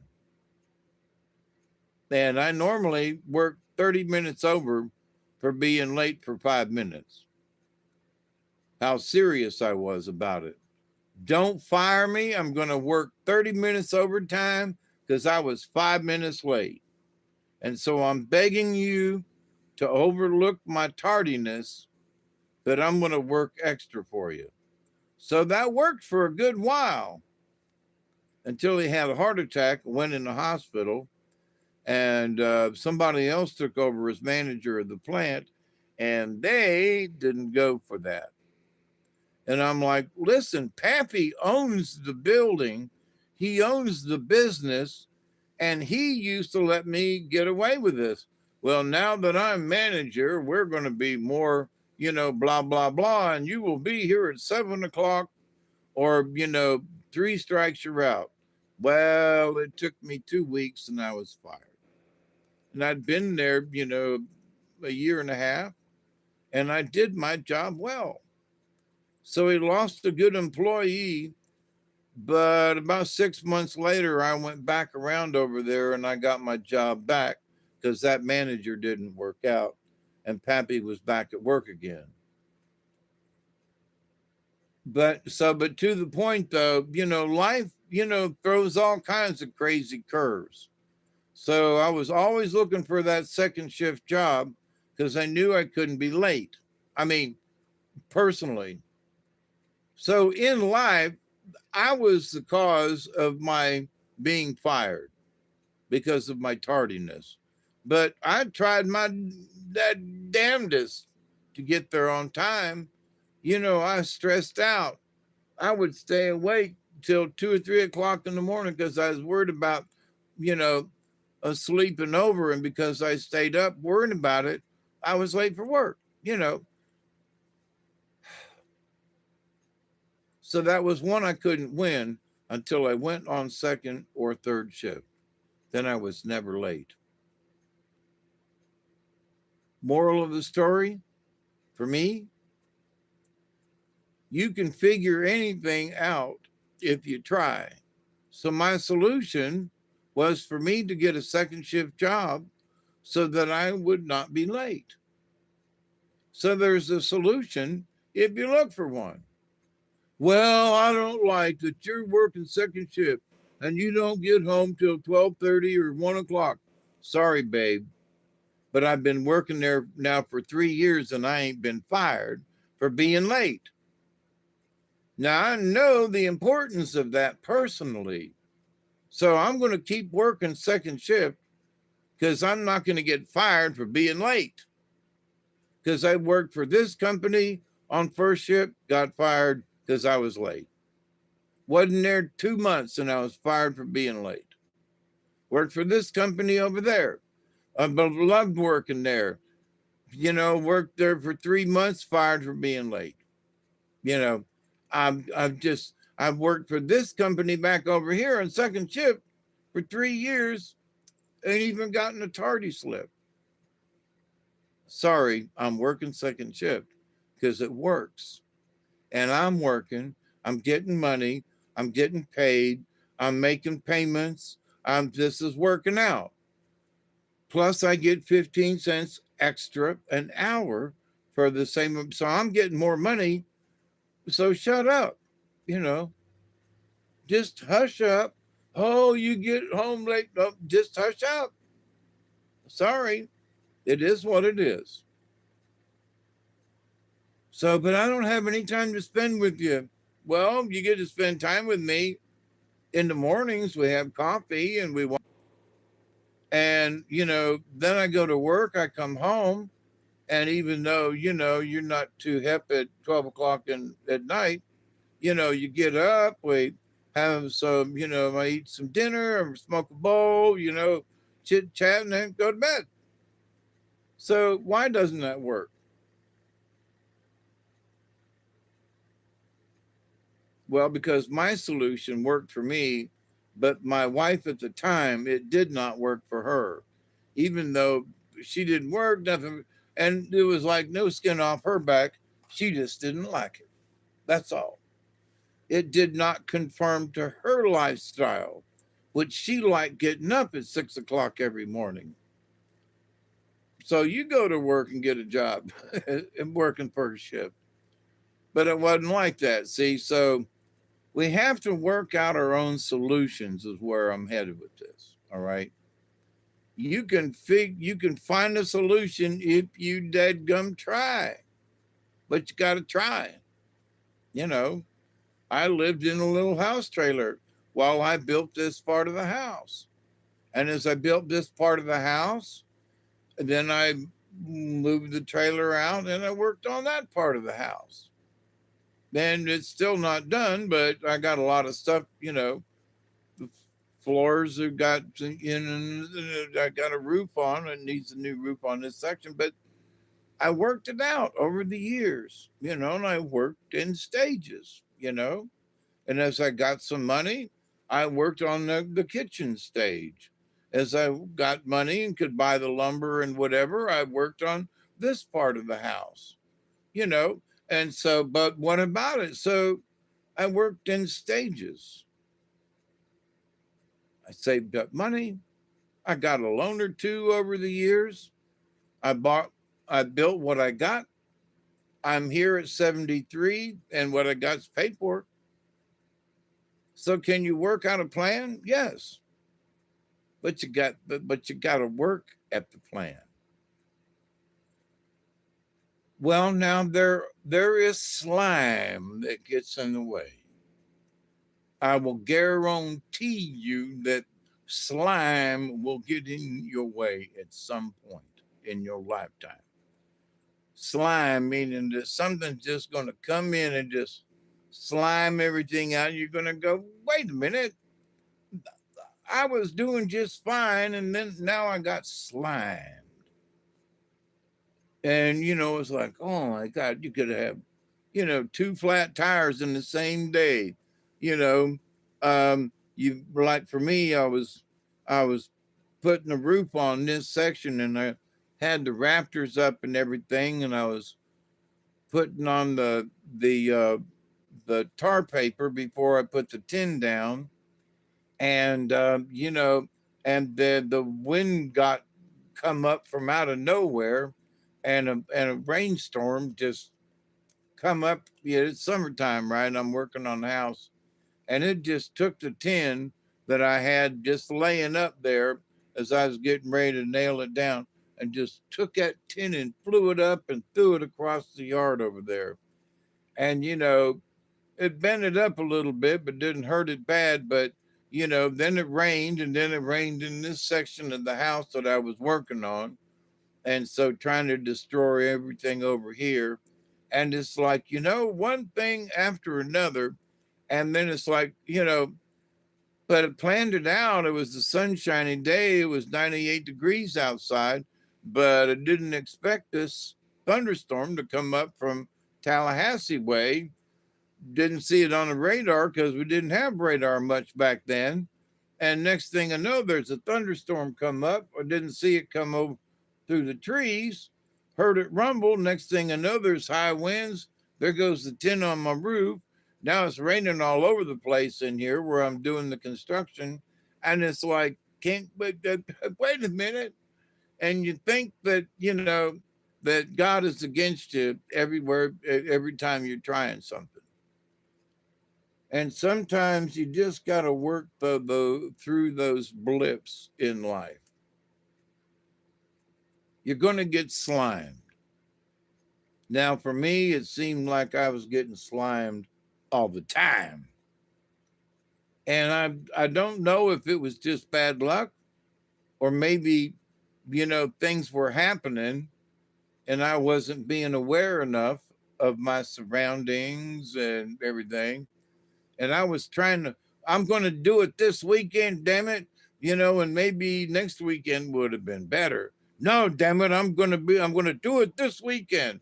I'm going to do, and then a thunderstorm comes up, and then you lose. Then it rains on the inside, and then holy crap! And back when maybe should have waited till next weekend. Not to be a procrastinator, but you might need to let the gears mesh in life. It might be the thing you say, well, everything is going along okay today. Yeah, okay. But maybe there was something at the beginning of the day that sort of warned you.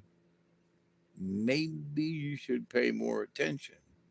Something happened, you dropped to something, or something. There was a warning that the creator and that the spirits were trying to say, maybe today is not a good day. Just maybe.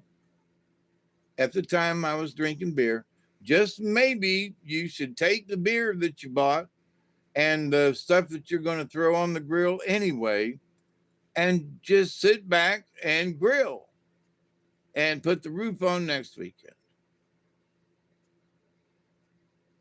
Sometimes you just have to wait.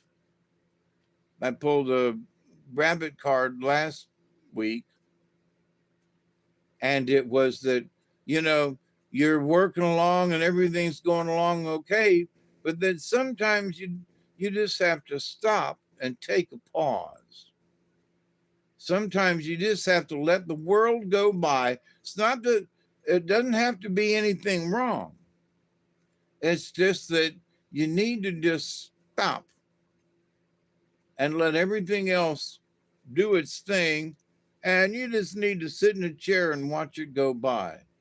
And then in a couple of days, after sitting there, now it's time to jump back on the old bandwagon, get back on the escalator, get back on the treadmill.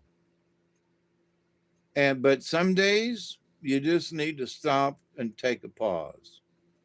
It's not a bad thing. Don't jeopardize your job or anything. Sometimes though, you need to take that pause because of your job. So be careful. Take a vacation day or two, um, and take a pause for the cause.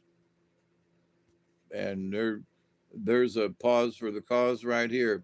It's been 2 hours I've been yakking. But so, making it through the chaos. I've talked about this over the years.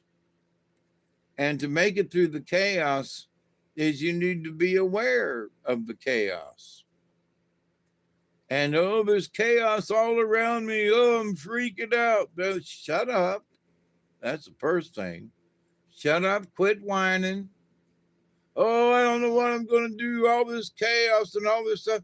Okay, well, sit down. Do you have a job? Well, yeah, I got a job, but all this chaos around me and all this stuff. Do you have a job? Well, yes. Is it a steady income? Well, yes. Does it support you and your family?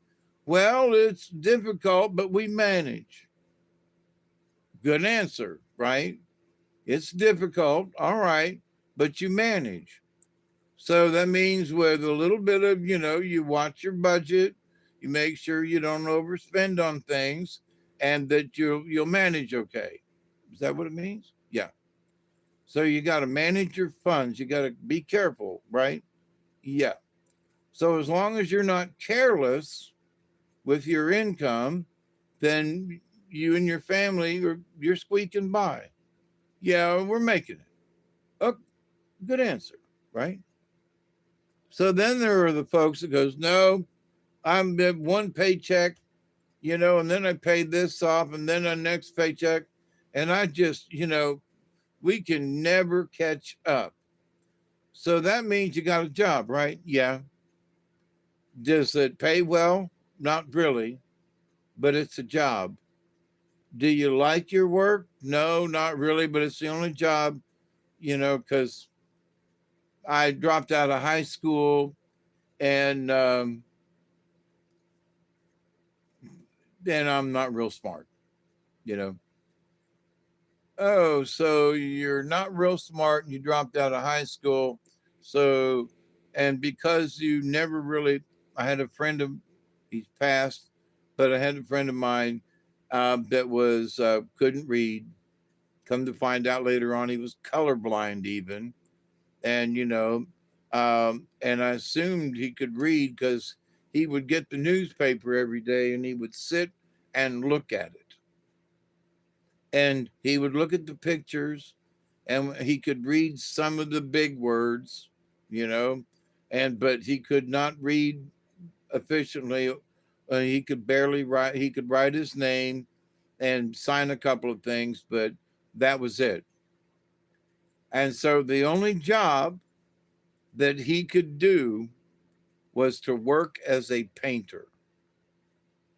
Then he was good. He was a good painter, physically house painting. He was a good painter.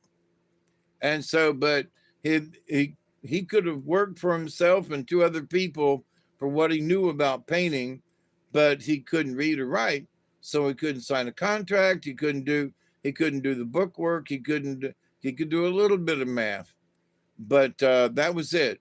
So he was lucky in that he married this woman who understood his problems and filled in the gaps for him.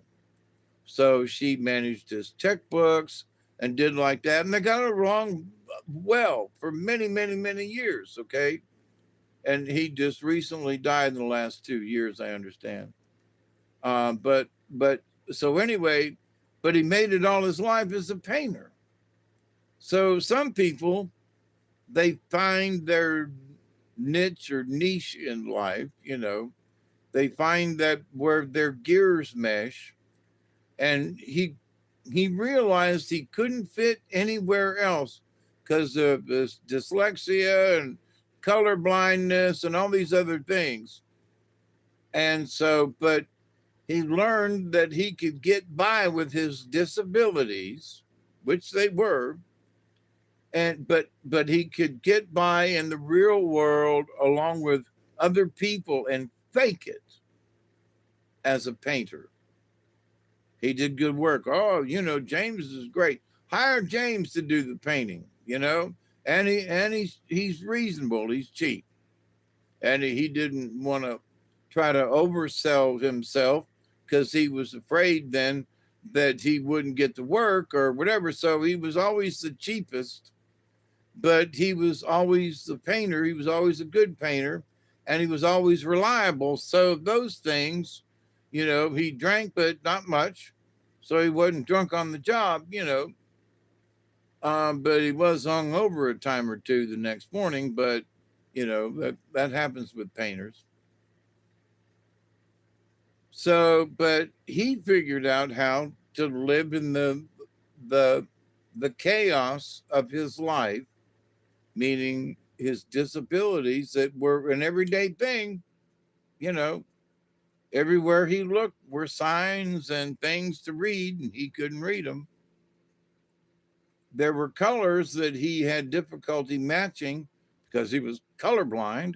So everything was in shades of gray. So he matched shades of gray, not the color. So, and then there are those folks who can never find where they fit. Now, in their head, they want to be a something. Now, a friend of mine, I don't know if she committed suicide or not. I say this, with great concern. I haven't heard from her in a long time. And the last time I heard from her, she was here. And we had conversations and what am I going to do? And she was, during the time, she was a realtor, still had a realtor's license, had a condo in Atlanta, had a condo down on the coast. Her husband, when he was alive, was working on an apartment complex, multi-million-dollar project in the Atlanta area. She had society. She had friends. She drove around in a convertible BMW, and she had another high end car that was her second car. She had a house in Thomasville. Actually, she had two houses in Thomasville. And she lived in one and was selling the other one. I was working on her house in Thomasville to upgrade it with another bedroom upstairs so that when she sold it, it wasn't a two-bedroom anymore, it was a three-bedroom. And it really did expand, because now the attic was now a whole upstairs, right? And I did a good job with all the sheetrock and the painting and putting in everything. I put in all the wiring.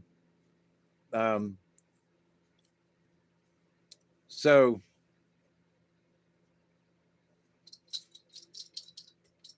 but in the end, because she refused to do anything else,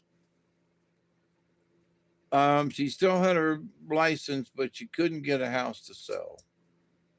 And none of the realtors would allow her to work under their broad license.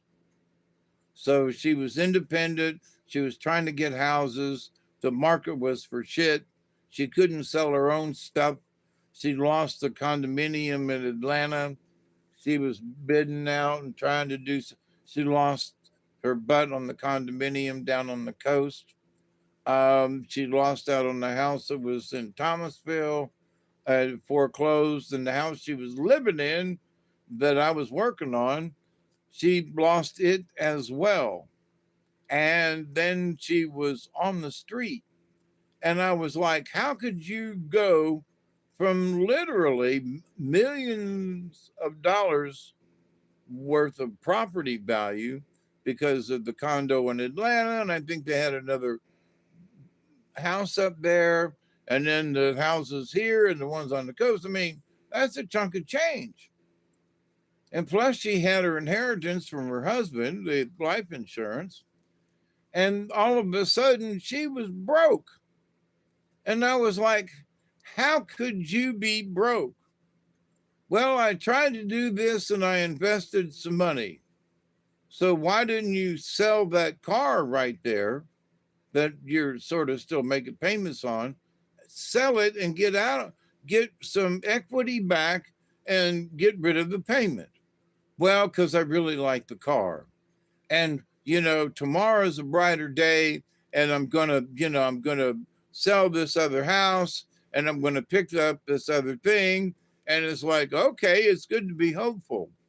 But then 2 weeks in, and you've lost the contract, you haven't sold the house, that maybe you need to go for plan B. She never had a plan B. It was always plan A, but plan A didn't work all the time. So this person lost her ass, was living under a bridge, and she literally, her and her husband were worth a couple of $1 million at the height of it all. Now she's living under a bridge. You can choose to do something else. I don't want to work for somebody else. Well, you could go to work for this person over here that knows how. Well, I don't want to work for them. Why not? Well, I just don't like them. Okay. Is there any reason? Well, blah, blah, blah, blah, blah, blah. And me and my husband at the time, he had a run in with him. Yeah, but they're going to pay you. They're going to pay you $50,000 a year to start. Take it. Well, I used to make, $200,000 and $300,000 a week with them. And I used to, but they're going to pay you $50,000 per year. Take it. Start over.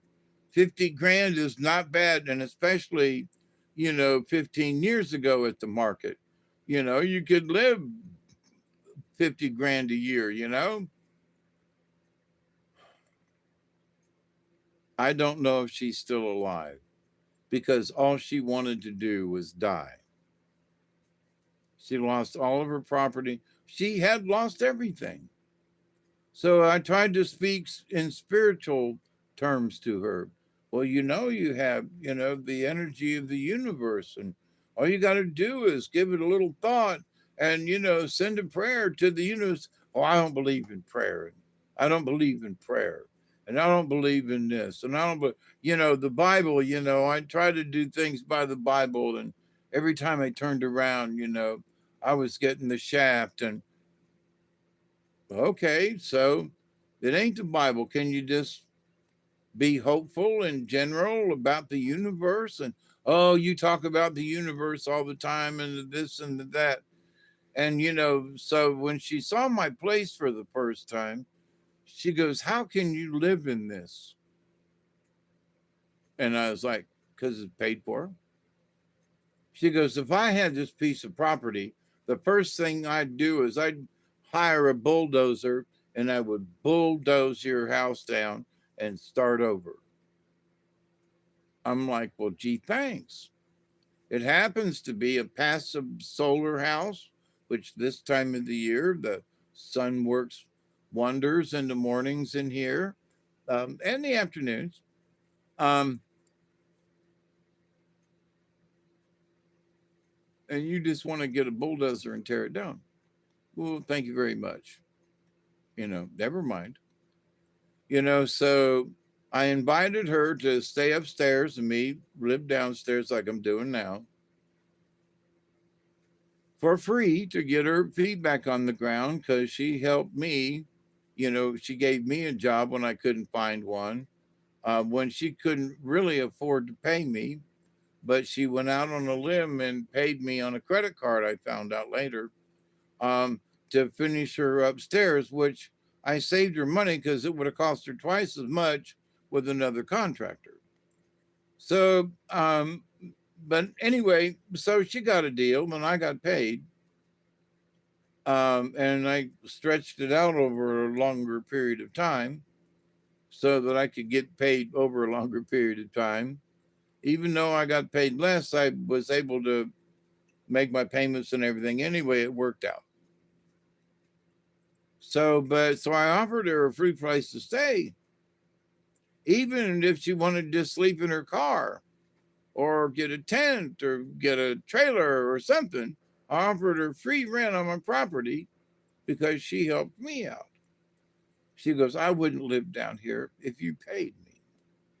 So she went back to Atlanta to live under a bridge. So sometimes people will give you an option. but because of stubbornness or downright, you know, because they were worth $2 million living in this house that I built out of recycled barn wood is slumming it. So you'd rather live under a bridge than slum it with me in my house here that's paid for and has all the accoutrements of, you know. So she went back to live under a bridge. So people sometimes there are offerings made to help you out. And sometimes the people who need the help were like, well, that's not the help I want. But it's help. Yeah, but it's not the help I want. I wouldn't live in your house. Well, you came to stay with me for a couple of days over the weekend. You know, yeah, but that's different. I wouldn't want to live here. Well, you can come visit me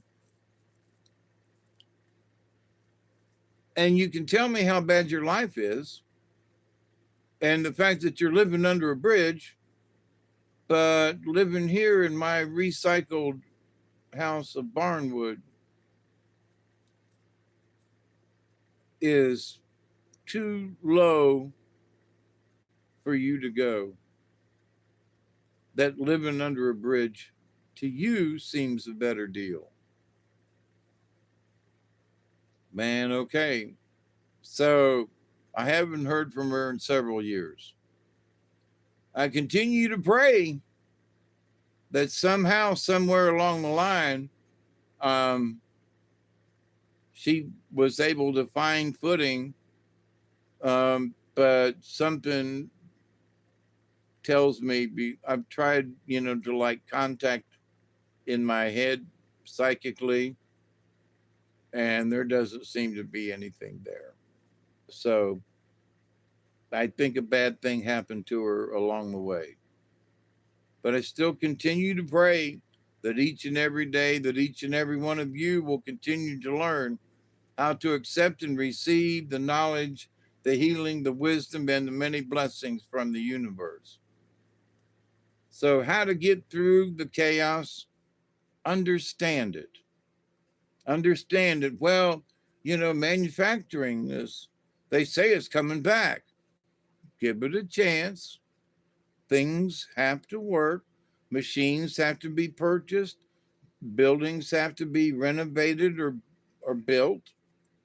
Deals have to be made with, you know, electric companies, and, you know, deals have to be made with unions or, you know, people who are going to, you know, do the hiring, and searching for job, you know, how the things are going to get listed, what's going on, how to get the community involved.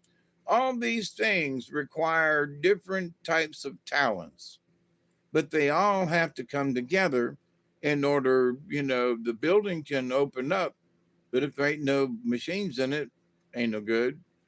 The building might be opened up with machines, but nobody knows how to run them. You know, so there's training involved. Do you have enough teachers to train? Do you have a training program? Is the training program efficient? Is it what you need? You know, how much time I mean, there are things that, you know, in order to start up a business again, or or start a new business, you got to, all the gears have to mesh. So look at the chaos that's in your life right now, or as you see the chaos in front of you, oh my God, there's chaos coming down the road. Well, probably, but here's the thing, be aware of there is possible potholes coming down the road. Be aware of some of these things. Well, you know, the economy's going to change, and Bitcoin and the cryptocurrency, and, you know, and banking, and well, can you still deposit your check into a bank or card? Yes. Most, folks give you free banking. Is it free? Well, make sure it's free. Make sure you can access your money at all times. Make sure that you can do these transactions. Is that all happening? Yes. Is it with a decent bank? Well, yeah. Okay. So then you're assured that that the money's going to be put in there, and you can be assured that tomorrow you can go to that bank and withdraw that money if you need to. Yes. Okay.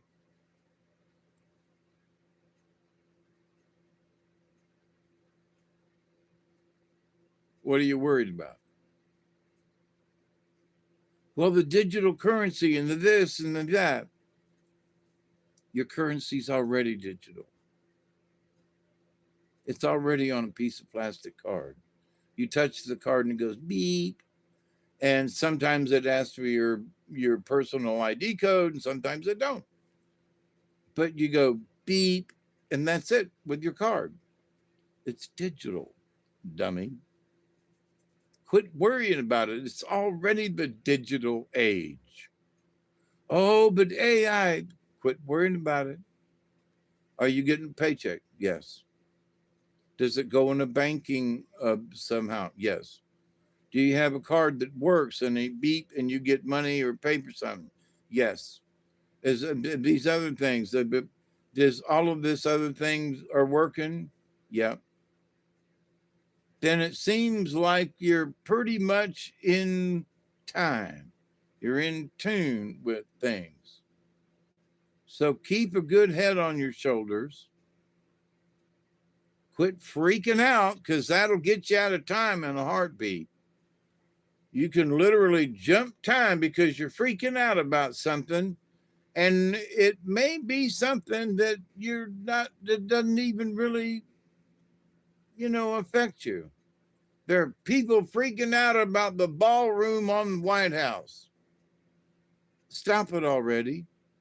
Even if the taxpayers paid for it, which they really ought to, the White House needs an elegant place for formal dinners and for you know extravagant events that should come to the White House. So y'all shut up. It's going to make the price of the White House and everything go up. People are going to pay money to want to go see the ballroom.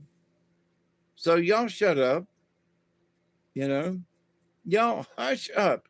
It needs renovating. It needs a good look to it. The East Room or whatever it was yeah. So put in a ballroom. Make it, hush up, you know. So, but anyway, people are losing sleep over that. They're using something that is out there in the public eye, and they're creating their own turmoil using present circumstance. Oh, but the ballroom, and they tore down the East Wing, and they did okay, calm down. Does it affect you? But they tore down the East. Does it affect you? Well, the thing at the White House, does it affect you? Did you still go to work? Yeah. But I was upset all day. They tore down the side of the, they're going to put in a ballroom. Are you, and you're losing sleep over this? Yeah. Couldn't sleep for a week. My stomach hurts and I've been crying, and I look at you and go, dumbass. There's nothing you can do about it. They went in with cranes and stuff and tore off the side of the building. It's over with. You should tell them to hurry up and put in the floor and the roof and put in the ballroom. Hurry up. We done tore off the side of the building. Now we're ready. Get going, guys. Let's build it and put all the gold we can in it. That's why it's going to cost 400 million. So, but it's going to look good. It's going to make me want to go to the White House, because I'm going to want to see the ballroom. Regardless of who paid for it, I'm going to want to go see it. And I don't care about Washington, but I would want to go see that. So, but people are losing sleep. They're getting sick of themselves. They're making other people sick because they keep the chaos of it up. Why don't you just resign yourself and go, well, they tore up the East Wing. I'm looking forward to the ballroom. But no, they're going to make themselves sick over more of it because that's the tumult of the day. That's the dust devil. That hey, Miss Sheila, that's the dust devil that's going around that looks like a tornado, right? So it's not a full blown tornado, but it's kicking up the dust. So the East Wing, okay. So you're get sick about that. Well, now what about this? And now you get sick about that. Can you do anything with those things yourself? Well, Donald Trump went to China. Yeah. And he came back. Yeah. You lost sleep over that? Well, yeah, he talked to President Xi something over there, and they're making deals with the Chinese and the Chinese and the Chinese. And what about Russia and Chinese and the plane from the Saudis and the Saudis and money and oil and sand and how does any of that affect you? Well, maybe the oil coming out of the sand, but you know, but you're upset about all these things. Well, yeah. Is there anything that you can do about any of them? Well, no, I feel kind of helpless. Okay. Did you write your congressman? Well, did you write a senator? Did you call him? Well, maybe that's what you need to do is get involved. But are you still getting your paycheck? Yeah. Are you still making all your payments? Well, yeah. You still got a good supply of food in the pantry? Yeah. Do you have a freezer? Well, got a small one. Got anything in it? Well, yeah. So you're not doing too bad then, are you? Well, we could do better and we could be nice to have a newer car. And well, how old is your car? 5 years. So you got a 5-year-old car, but it's not new enough. Well, we'd like to get a new car every 5 or 6 years, and but you couldn't afford a new car right now, right? No, we could, but it'd be hard, man. With the insurance cost and everything, and so how bad you want that car? Well, we really want it pretty bad, and we could get this and that, but do you need another car? Does the car you have right now, does it run okay? Well, yeah, I had to put a new battery in it and had to get some tires for it, but yeah, it runs okay. And is it dented or anything? No. So all the doors close and the lid shuts and everything? Well, yeah. Well, then consider yourself lucky because a lot of people don't have a decent ride, but you have one and it's paid for. Well, yeah, we finished our last payments last month, and yeah, it's paid for. So you would want to trade in a car that's already paid for a newer vehicle because you want one. And so then you're going to have, you just paid off this one. So you're going to make another bill or keep the bill you got. So $350 a month. And you're going, well, we could pay 400 a month, so we want to get that car over there. Well, but you just quit making a payment of 350.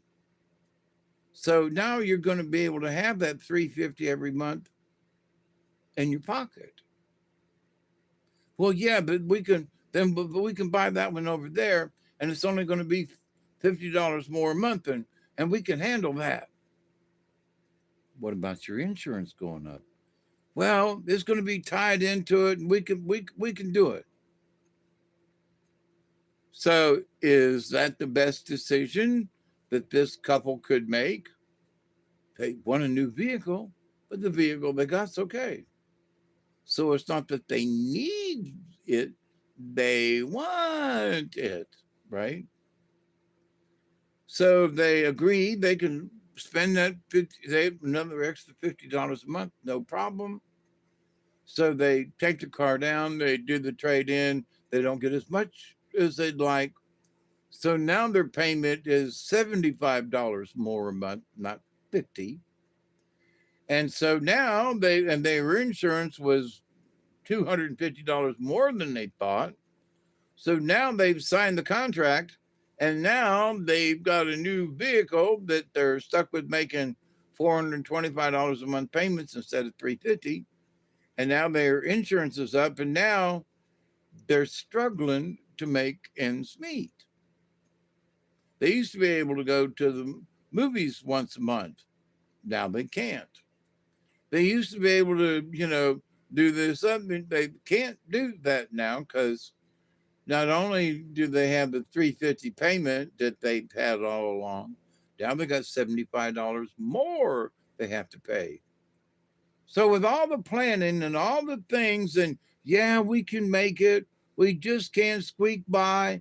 Well, then the work runs a little slow, and they only working 4 days a week now. So he's still getting paid. It's still good money, but now it's only 4 days a week instead of 5. So now his pay still got a job, but now pay's cut down, and now they're really sucking wind, right? So was the decision to upgrade because they wanted to the better idea? Or would it have been better to pay off their car, 5 years old, okay, pay off the car and then keep that 350 a month, plus the insurance is going to be cheaper now. The vehicle's paid for, you can get a different, rate on your insurance. So now you can make it in the world better because you've made better choices.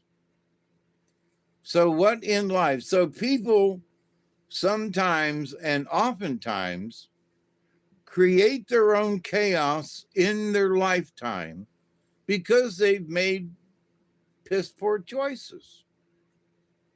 Well, we got a new car. Yeah. Because you really afford it. Well, we was doing okay until, Jesse got his hours cut back to only 4 days a week. And, and then the business was sold to another company, and they decided to do such and such, and Jesse still got a job, but it's only 4 days a week right now, and we're all hoping that business picks up and everything, but in the meantime, so what happened to your new car? Well, it got repossessed. What? Yeah, we ended up couldn't make the payments, and we got behind, and Jesse's work at 4 days a week, and we had a little doctor bill come up we had to pay, and well, got behind in the payment, and they came in and repossessed the vehicle. So now we're down to the old jalopy that barely runs, and but we're making it. So lesson learned. They wanted something. There are home buyers that are like, yeah, we squeeze this and we can do that and we can do this and we can do that. We can make that $500 or $1,000 a month payment for a house payment, you know, and yeah, we can do this and we can live in this neighborhood because we've been wanting to live in this neighborhood for a long time, and there's a house that came up for sale, and it's only $875,000, and we think we can manage it, and we talked to the realtor, and we think we can manage it. So many home buyers are saying that we think we can manage it, and then when it go to 4 days a week, or the company gets sold and shit hits the fan, and you go, but I've worked for this company for 15 years. I just knew that I was going to work for them until I retired. That's what happened to me, and a bunch of other people. We just knew we was going to have these people were going to be making spark plug wires for the auto industry for a long time.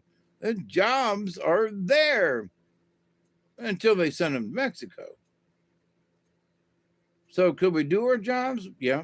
Did we do our jobs? Yeah. But the company sold out to somebody else, got a different manager, and our jobs went to Mexico. So you think you got it made, and then you don't. So now the thing about the businesses coming back to the United States is that if a business is in a startup, then they want to succeed. All right. It's almost to 20. And then I'm going to let y'all go. So, how to make it through the chaos is don't get involved in the chaos, stay out of it. Well, Dave, how do you stay out of it? By trying to make decent decisions. Look at the bigger picture. And if you pay off that vehicle and you want to buy another one, it might be that you need to take that money that you're going to save because you don't have that payment to make. Take that money and put it away, put it in the bank, put it in you don't necessarily have to put it in a savings account, but you need to save it. Don't spend it. Or maybe you should upgrade your appliances. Maybe your refrigerator's 8 years old. Instead of buying a new car, you buy a new refrigerator, which costs about as much as a new car these days. So instead of, limping along and everything's working fine, it's like I'm looking at my refrigerator and it looks okay on the outside. There's some rust around the edges, but the damn thing is almost 25 years old now. And it has not dawned on me that refrigerators don't last forever. A lot of times they do, but what if? So, I know I need a new toaster oven this year for Christmas. Wink, wink, nod, nod. No, I'm ready to go down and buy one tomorrow, kind of thing. But but for what's going on, so people need to make better decisions. And well, I want this. Well, okay, but maybe you should wait and you can want it later. You know, a friend of mine, they went to see a concert with I can't remember who it was now. Santana, I think. Um, But anyway, I was like, oh man, go, yeah, I went and blah, blah, blah. And, me and the thing, and we went and saw him and, went to Atlanta, stayed overnight, and did this and that, and it was like, so how much were the tickets? Oh, well, they were only like $200 a piece. $200 a piece, and three of you went. That's $600. Yeah. And then you spent a room. Yeah, and the rooms were only $250 a night. We stayed 2 nights. Well, there's another $500. So you went to Atlanta and went to a concert. Now I agree, going to a concert, seeing Santana or something like that. But it was no, it might have been more, but I remember at least it was at least $200 a ticket for them for where they sat or whatever. So I'm like, wow, man, concert tickets have really gone up. And, oh, well, that wasn't the most expensive seats. And, okay. So, but, so now he's making, decent money as a mechanic, but that they went ahead and charged us on a card, going to pay it off next month. Well, next month came and he only worked 3 days out of the week when he was working 5 plus. He was working 45 hours a week, easy every week, right? And all of a sudden, now it's 3 days a week. And so his income went like this. And it was like, everything's been fine for the last 6 months. He's been working 45 hours a week, 50 hours a week, and sometimes, we're getting double time for a Sunday if he has to work. And things are working really great. And so we went to the concert. We figured we could really splurge this almost $1,500 that they spent, right, to go do this thing. And but they didn't have. Now all of a sudden that $1,500 they spent, they got to pay it back, and his job has been cut back for whatever reason. For whatever reason, shit happens. So prepare for it. What's in our future? Shit's going to happen, you can bet. You're going to get slimed. You can bet. So save up for it. Don't get something and then say, well, I think we can do this. I think we can make it. Yeah, we can make these house payments. Yeah, we're going to have to squeeze a little bit. We're going to have to give up going on, to Granny's every weekend or whatever. But we can make it. And then the shit hits the fan. And you can't make it for a couple of months. And then the repo is in the works. Bad choices. Keep your eyes open. That's the biggest thing. You see the chaos out there going around? Don't get in it. Stay out of it. Oh, but the ballroom at the White House. Shut up about that shit. Okay? It's old news. It's over with. Let's see. I can't wait for the ballroom. Build the damn thing. Now I want to see it. I never wanted to go to, Washington, D.C. until now. Trump's cleaned it up and they're building a ballroom. I want to see the damn thing. I don't care who pays for it. We've wasted enough of our money that you're going to put a ballroom on the side of our White House. Go for it. If Donald wants to pay for it, let him do it. If people want to invest in it, I'll send $10 to the ballroom fund. If we all chip in $10 or $15, we can pay for it. But screw this stuff. Oh my God, they tore something down. Oh my God, we're all gonna die. Oh my God, oh shut up. Don't get involved in that chaos. It's out of your hands. Stay out of it. Don't even argue about it. But what about they didn't ask our permission? They didn't do this. Listen, they've needed the room for a long time. It's a practical thing. They're going to attach it to the White House. You're going to be able to walk out of the White House into this big, beautiful ballroom. I'm sorry, I cannot see anything wrong with that. And somebody else is going to pay for it. Okay, shut up. Go back to hiding in the corner. You know, we don't need your stupid comments anymore. Cut it out.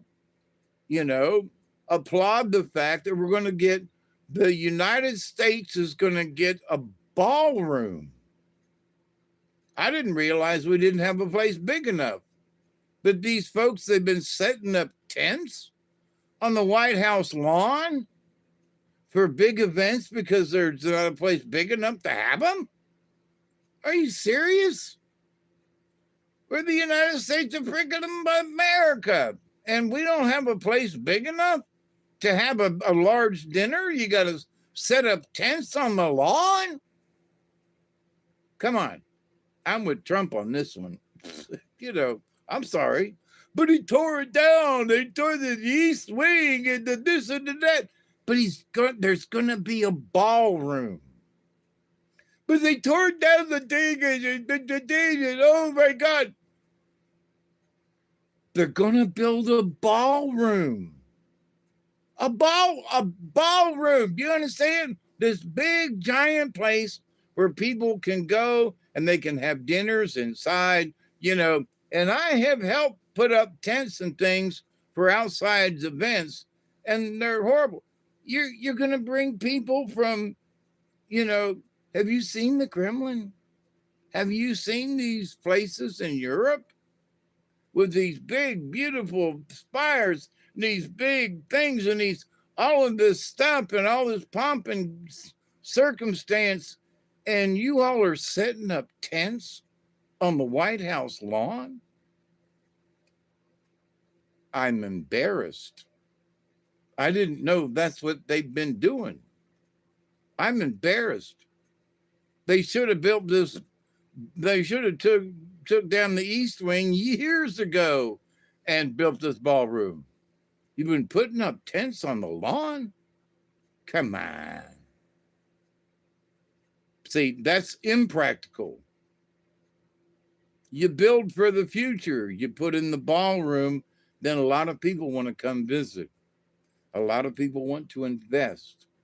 You're not asking people to come to the White House lawn and have a party under a tent. You know, those days are over. You know, they went out with World War I. You know, come on, cut it out, right?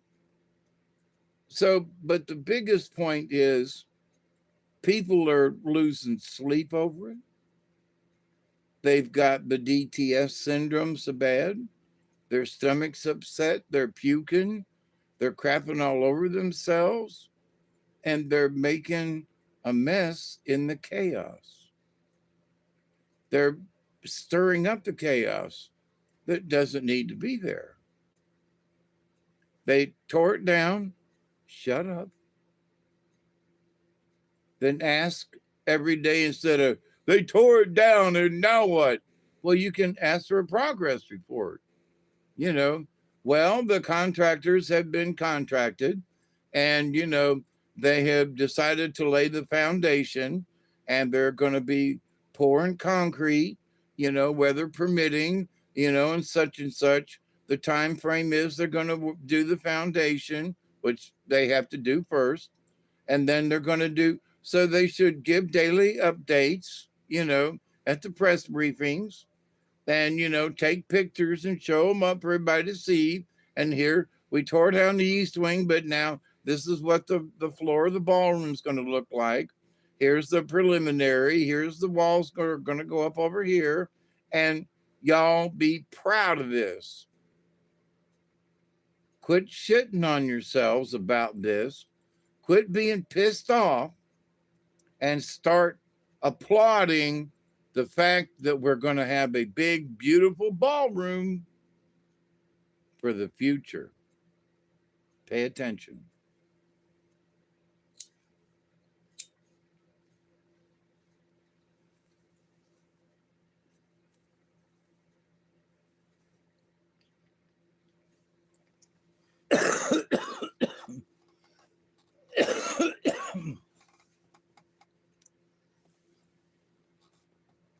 So, how do you avoid the chaos? You acknowledge it. Holy crap, there's chaos over there. Well, what do you mean? Well, it's a bunch of people losing sleep about them building a ballroom. Yeah, well, I slept just fine last night. And I was a little freaked out that they just went ahead and tore down the east wing. But how you going to build a ballroom unless you make room for it? So I think the location is a nice location. I can't wait to see construction start.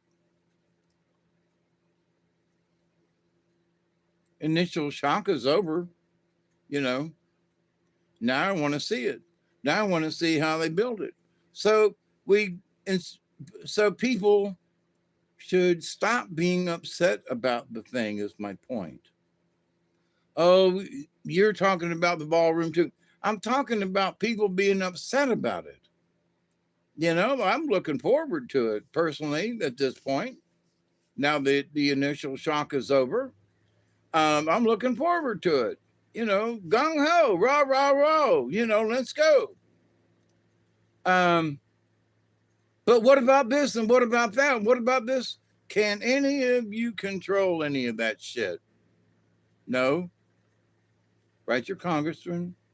Write to Trump. You can put it in the, you know, in the X thing. You know, he reads all kinds of stuff. Put in your comments there, and maybe he'll read them. You know. Um. So that complain to him directly. You know. So you can do that now.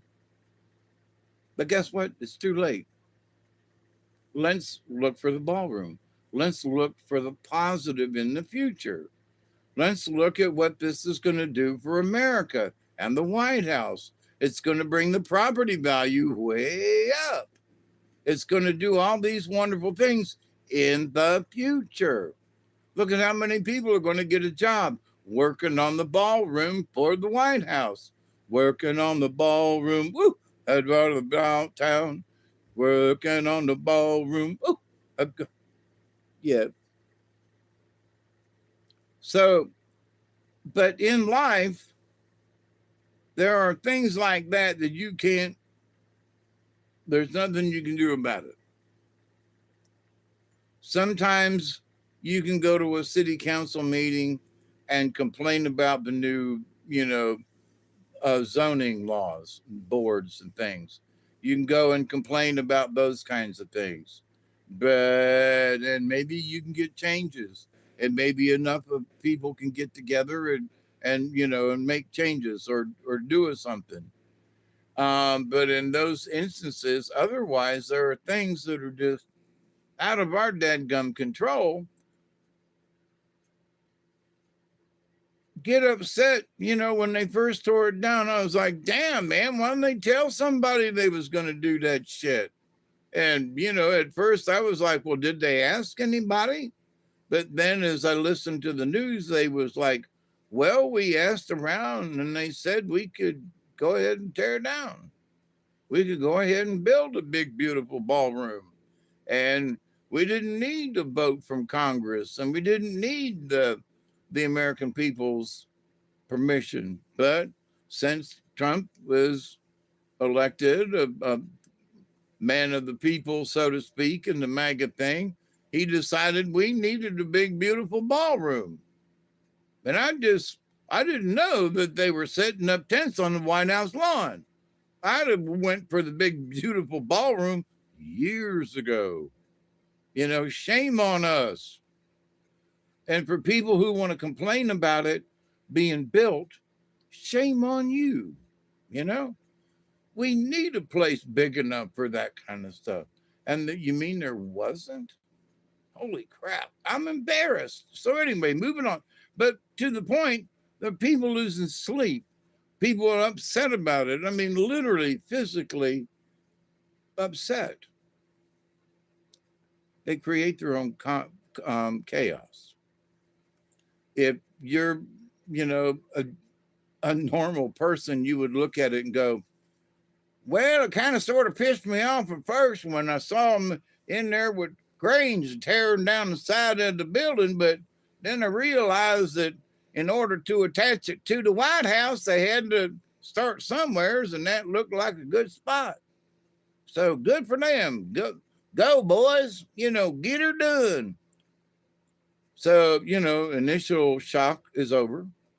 So let's not bitch about it anymore.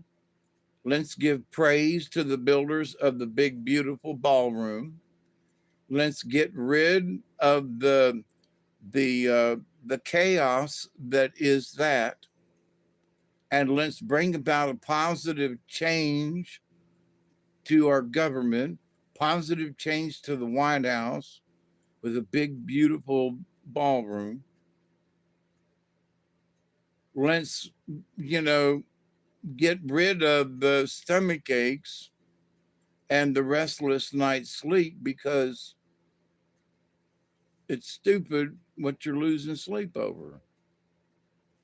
So, can we pick and choose our way through the chaos of today's world? Absolutely. Can you say, well, I see you're upset about the ballroom thing, but I'm not. And after an initial shock, I'm proud we're going to get one. Well, you must be a damn Republican. No, I just think it's a good idea. So people need to just change their opinions. They need to change their underwear for those who have crapped their pants. And it's time to not be upset about it. Well, what about this over here? What about that? What about Israel? We don't need to send Israel no more rockets or anything.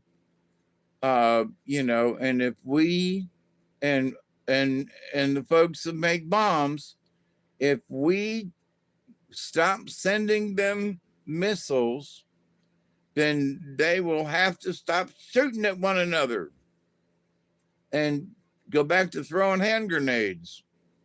That's bad enough, right? RPGs, okay. But, stop sending them rockets. So you want to get upset. Well, Hamas and this, stop sending people rockets. Stop sending them rockets. Stop sending them missiles. Stop making them. If they stop making missiles and bombs, well, then they just have to go back to hand combat, So, but the ones with the more toys, which Donald Trump wants it to be us. And, why does he want to make sure that we have all the best stuff and that we have all the best bombs and rockets? It's so that anybody else in the world would be a damn fool to attack us. That's it. They can attack us in Europe. Okay. Ain't going to like it much, but we can come home from Europe and should and stay within our own boundaries, and we're going to be just fine. Well, now, does that mean we're going to close ourselves off within our borders? No, but we're going to stay damn protected within our borders.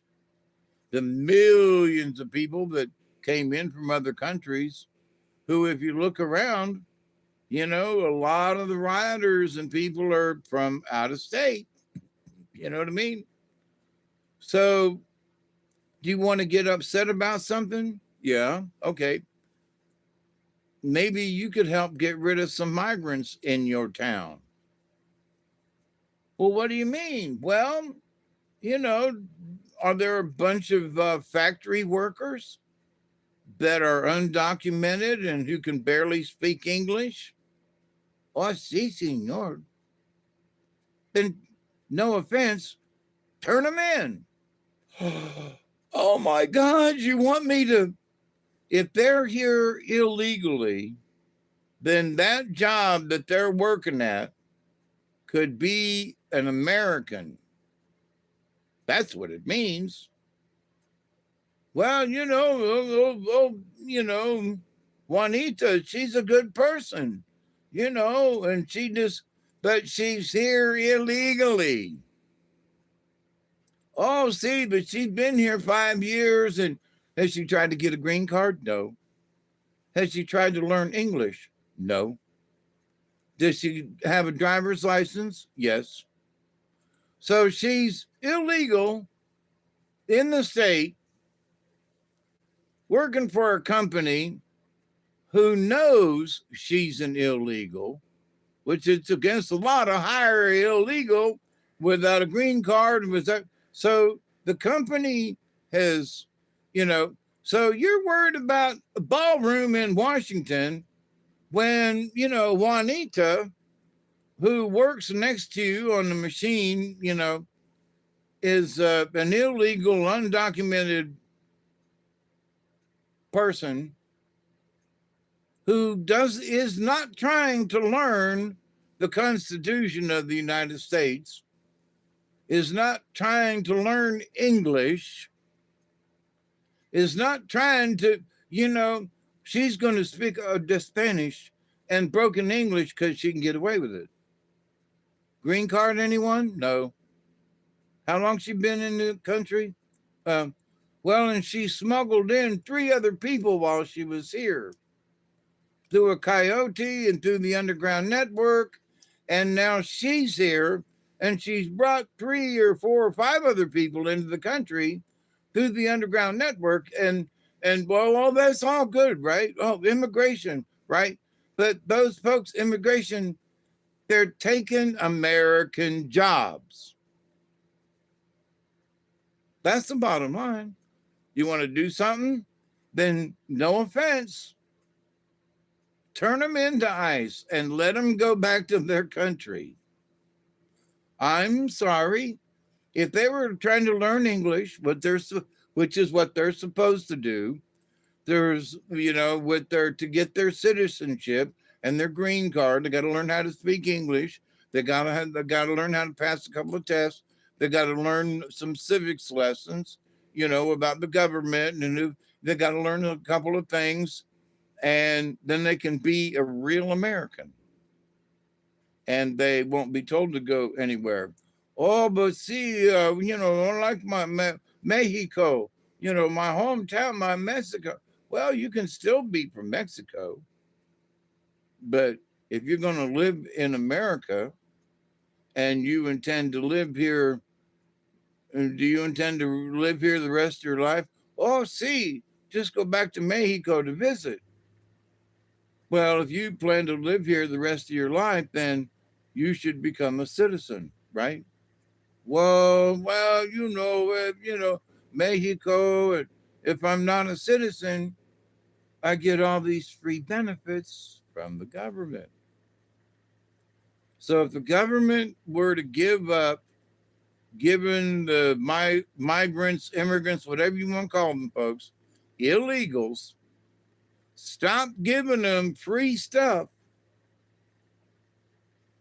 that they would have to learn English. They would have to learn they'd have to follow the directions to become a citizen and do so. And if they don't, adios.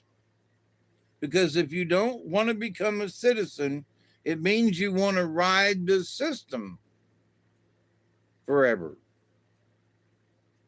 You wish to be undocumented forever because it gets you free stuff. You can get better free housing. You don't have to spend money on it. So then you can get this, you can get food stamps, you get stuff, your baby can get all the stuff. And you can get all these things because now we give free stuff to undocumented workers and immigrants. So there is no incentive for these people to become citizens.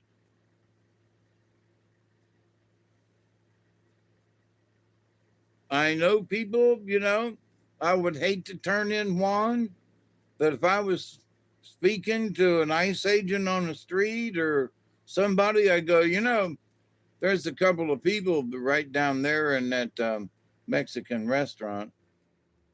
And there's a couple of people that have been working there for years. And I don't think they have green cards, but they're illegals.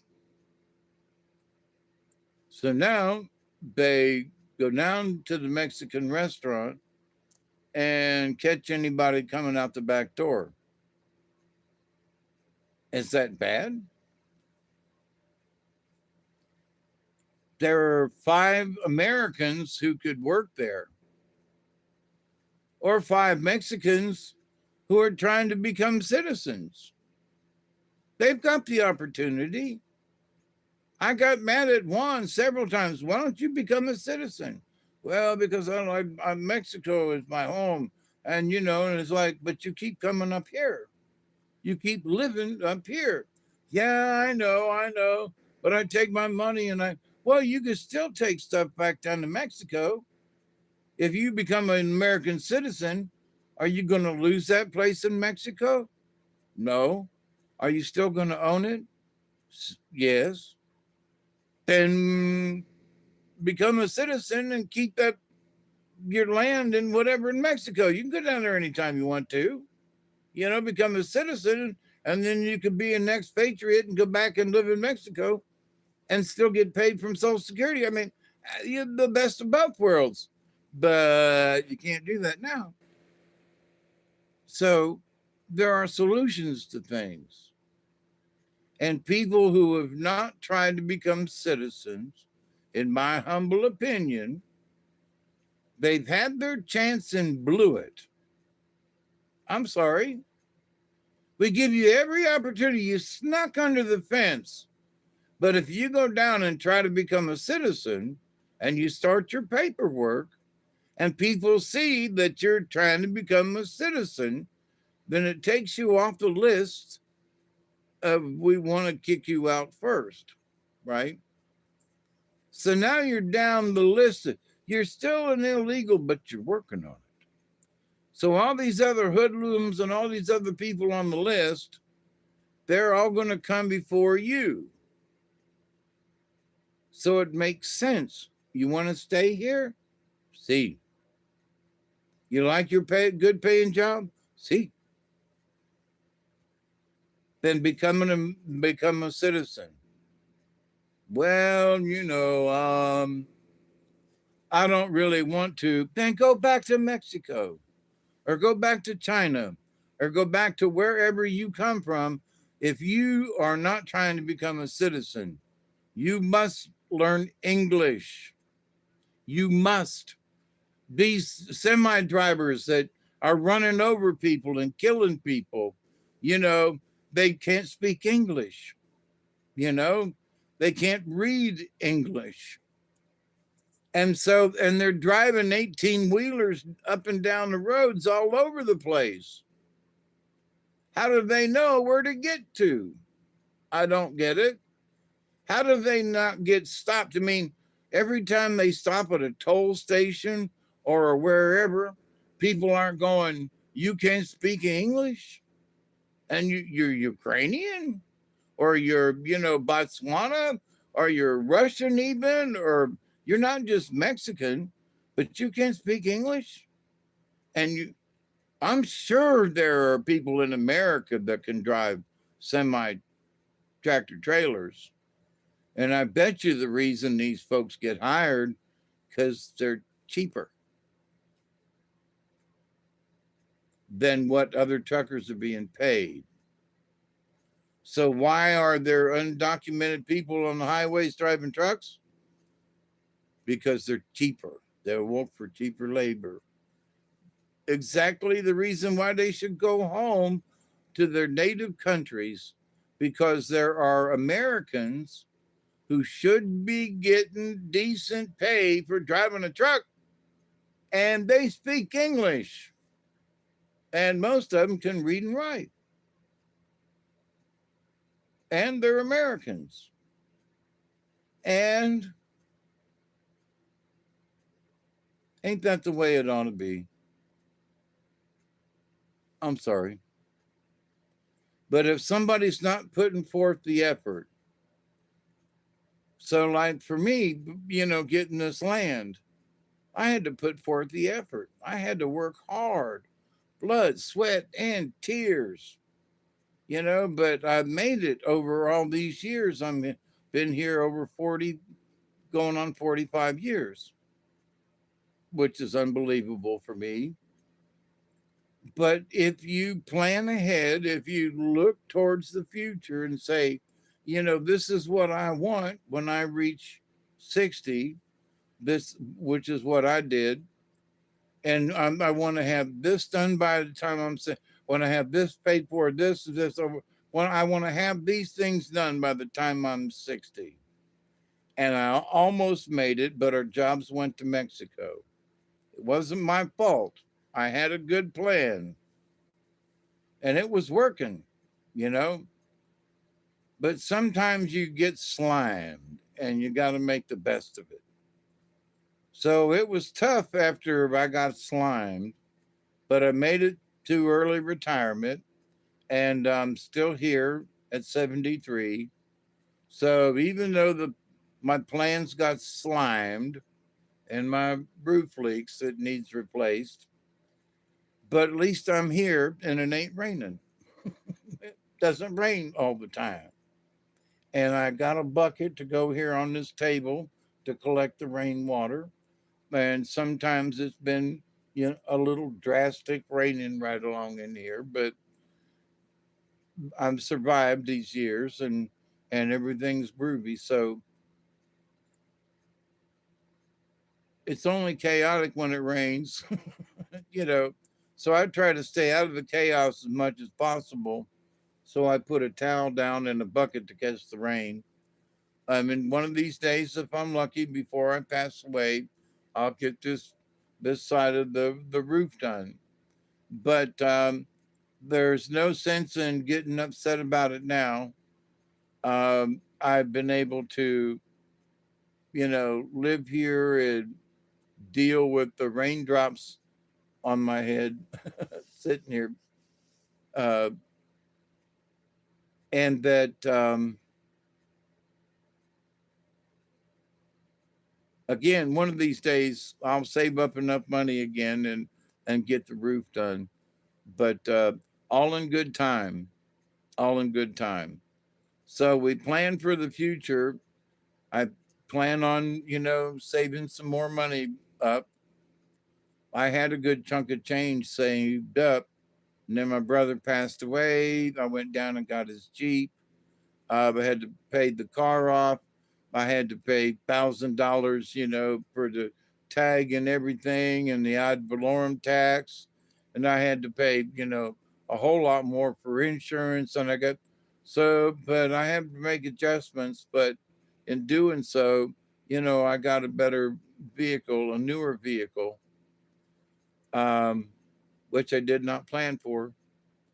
But sometimes you get slimed in a good way. But by getting slimed in a good way, now more of my income has to go to pay for that good slime. Not a complaint, but it's what happens.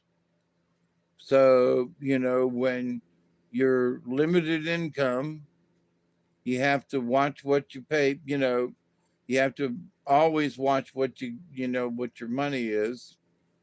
My friend who was making 6 days a week pay, went and, spent all that money on a concert and a weekend in Atlanta.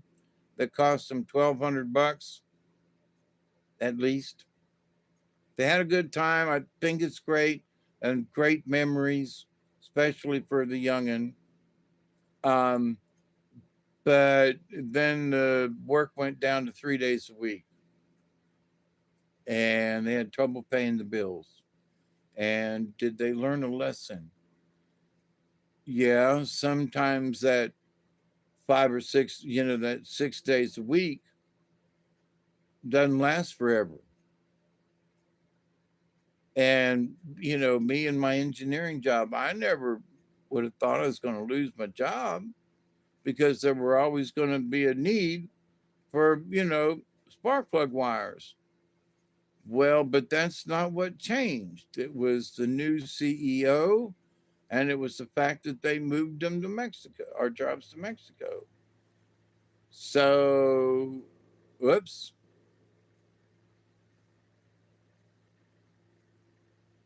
But now that company is paying for it because now they're going to have to move back across the border because now everything they make, they're going to have to pay a tariff to get it to Ford or to Nissan or to whoever. And that means the price of the product is going up. Oops. So, Prestolite's going to have to move some, you know, that business back to America. Smart asses. So I would bet you that those buildings that they moved out of are still vacant. And so they could move back into them really cheap. So, and there's still some of us that are still alive that could go to back to work for them, and they could pick up where they left off. And I'm 73, but I could teach some younger folks what I know, and they could take over. So we could bring those jobs back to America. So, I see hope coming, but it's going to take time for this stuff to happen. Is there chaos? Yes. Can you stay out of it? Yeah, if you try. Now, some chaos, like we lost our jobs to Mexico, that was a chaos. We just had to ride it until the end and then get off that train. We were forced off the train, shoved off the train. But after all these years, it might be that that train's coming back. Interesting.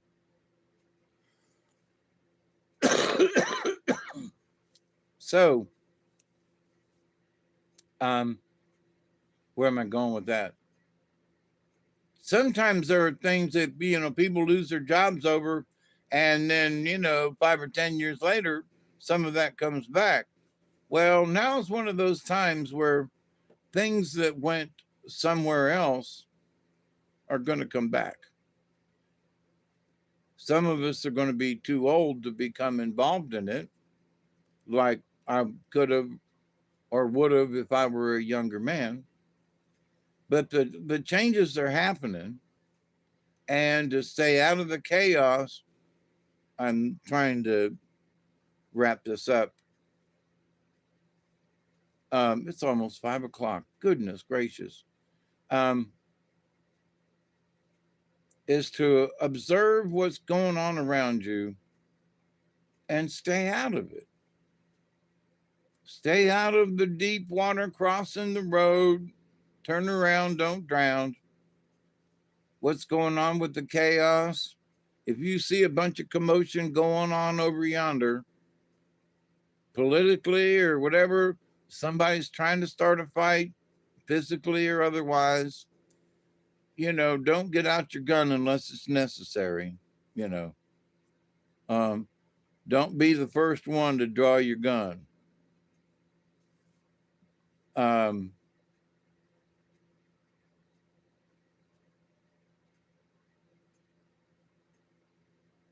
but if somebody pulls theirs and shoots at you, if you're going to shoot your gun, make sure you hit something, and preferably not a bystander. Be proficient with your weapon. You know, you're going to carry one around, you're going to point it at somebody, then make sure you know how to, where to shoot them, how you could shoot them in the leg and disarm them, and not kill them. You can shoot them in the hip or somewhere and not kill them. But if you're shooting for up here anywhere, you're going to give them a sucking chest wound and they're probably going to die. So what do you want? Do you want to have on your conscience that you killed a person? Well, it was in self-defense, but you still killed a person. You, in essence, in a way, you murdered them. What do you mean? Well, but they were shooting at me. I know. But did you have to kill them? Shoot them in the leg, shoot them in the foot, shoot them in the arm. Did you have to kill them? It is reported that not Jesse James, a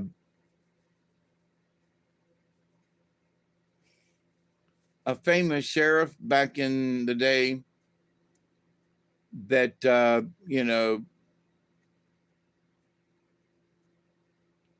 he would never shoot to kill, and that through his lifetime and everything had reportedly shot a bunch of people, but only killed a few because he did not want that on his conscience. So we can shoot at people with our words and sometimes kill them, stop them dead in their tracks. But then what does that do for the overall benefit of the community, of the world? Is it better that we learn how to use our speech to calm situations instead of trying to fire them up and start altercations? So we should learn how to speak better, stay out of the chaos. Can you see it forming over there? Yeah. Then don't go. One of the things that Portland, Oregon, all them Antifa folks, whatever's going on. Now, those folks don't have to go down to that detention center every night to be in the streets.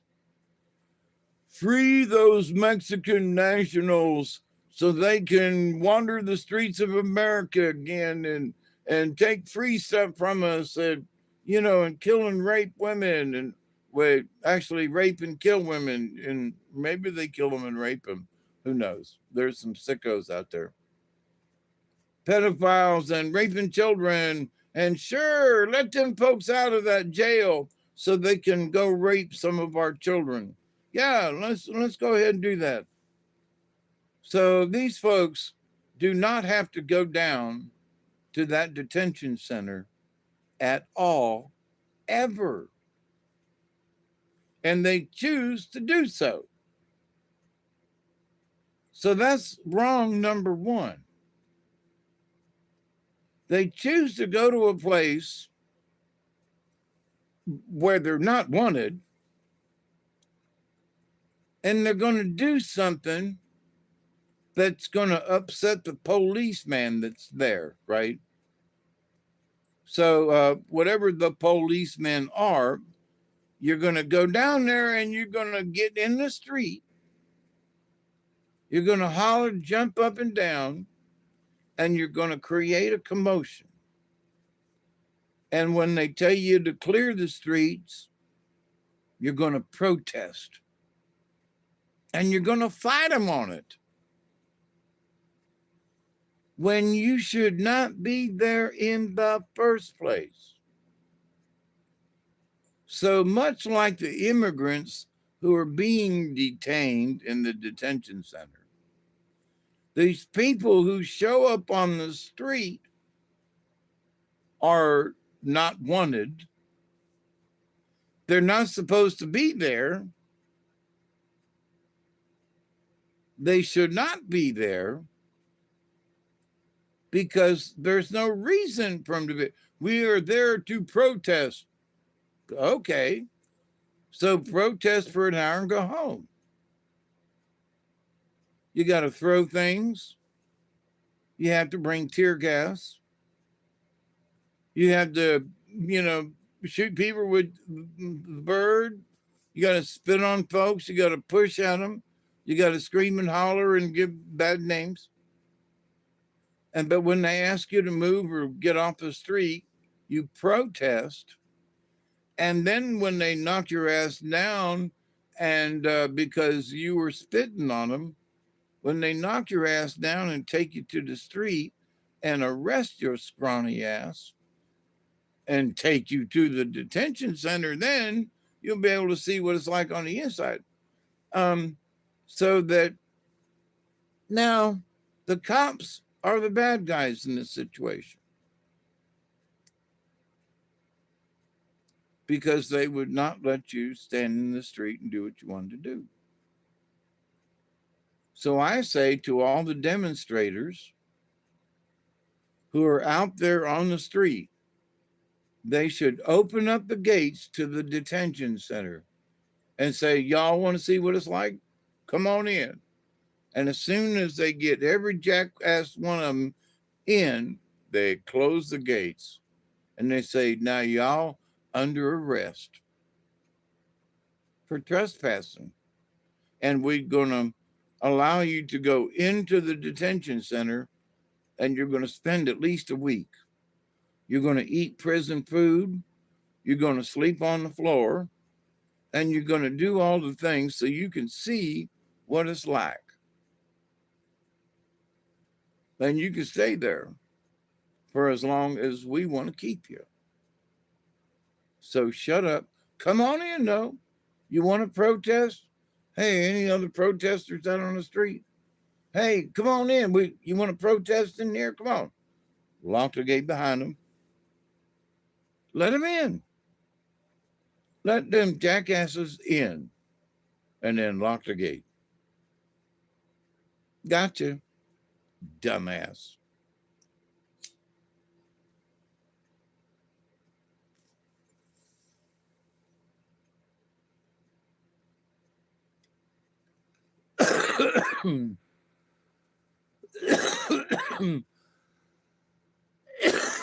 It's been 3 hours and almost 30 minutes. I can't believe I'm at it again.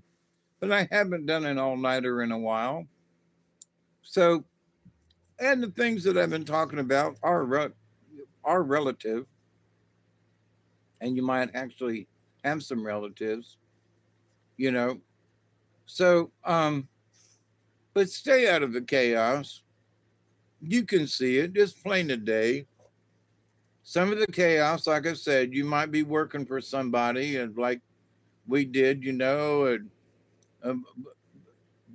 many of us were, going to retire there with our decent salaries, and everything was going to be groovy till the company decided otherwise. So there's no way for you to plan on that kind of stuff,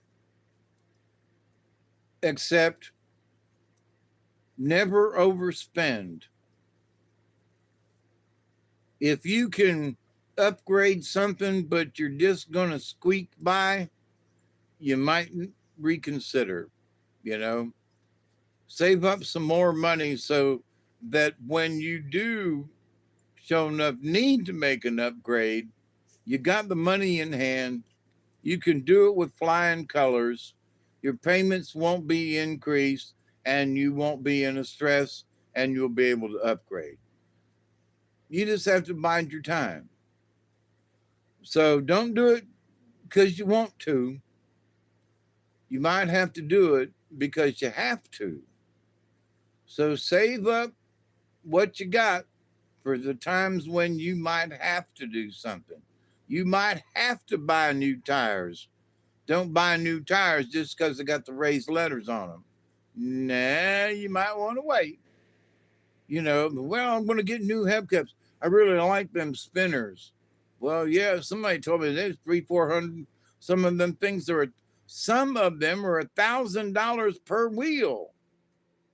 And you got you got $4,000 in spinners or on hubcaps. Are you serious? Maybe you don't need them. It makes my car look nice. Yeah, but do you need them? Nobody makes all the girls like them. And but oh yeah, but you got to keep up with the Joneses, because they got spinners on their '64 Chevy, and it looks really cool. But $1,000 a wheel? Seriously? Never mind. So, but do you have the money to do it? Now, if you saved up your hard earned cash and went down and bought $4,000 worth of, spinners on your car, but you saved up the money instead of putting it on a credit card, that's the difference. Them spinners are paid for, they're not on my credit card, you know. I only owe $20 on my credit card, you know, instead of $20,000 on credit card. People can get credit so easy these days. Get your credit score up. I probably don't even have a credit score. There's one place I still have credit at, and I go in every month and pay them off, and I'll buy something in the store and charge it. And so I have a revolving every 30 days or every month. Sometimes it's 28 days, sometimes it's 35, but every once a month I pay off the bill, and then once a month I buy something and I charge it. So I've been doing that for years now. So I've got a perfect score for years of doing this. Pay it off, buy something. Pay that off, buy something. So I have this perfect score for several years of doing this. So um, if I need to really look for something to where I might need credit, like if my refrigerator goes out and I can't afford it, that I might want to get credit from Lowe's or somebody that I can use, Bale Mercantile, that I've been doing business with for over 40 years, and that for the last 5 or 6 years I've been doing this. Charge something, pay it off 30-day, 30-day, 30-day, 30-day for the last 5 to 10 years or more. I went a couple of years without charging anything there, but then I realized that, you know, I needed to keep that open. So I reopened my account, and I've been charging stuff every month. So that's how I don't need it at the moment. But if I need to use them as a reference, I got them, right? And it's a long history, and it goes back a long way with all the things that I purchased with them.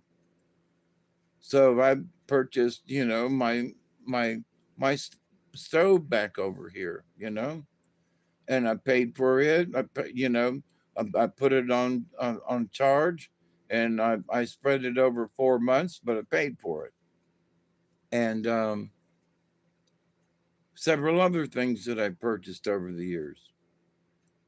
So it hasn't been just small ticket items, but there have been some large ticket items that I purchased.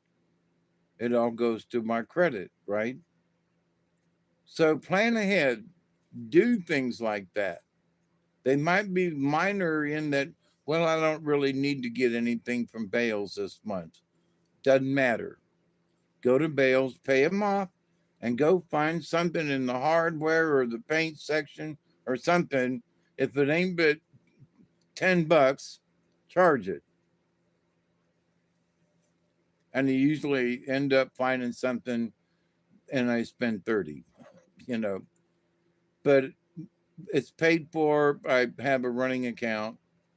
So there are things like that that for me, I'm planning for a chaos that I hope will never happen. Meaning, I'll have to get my credit score up.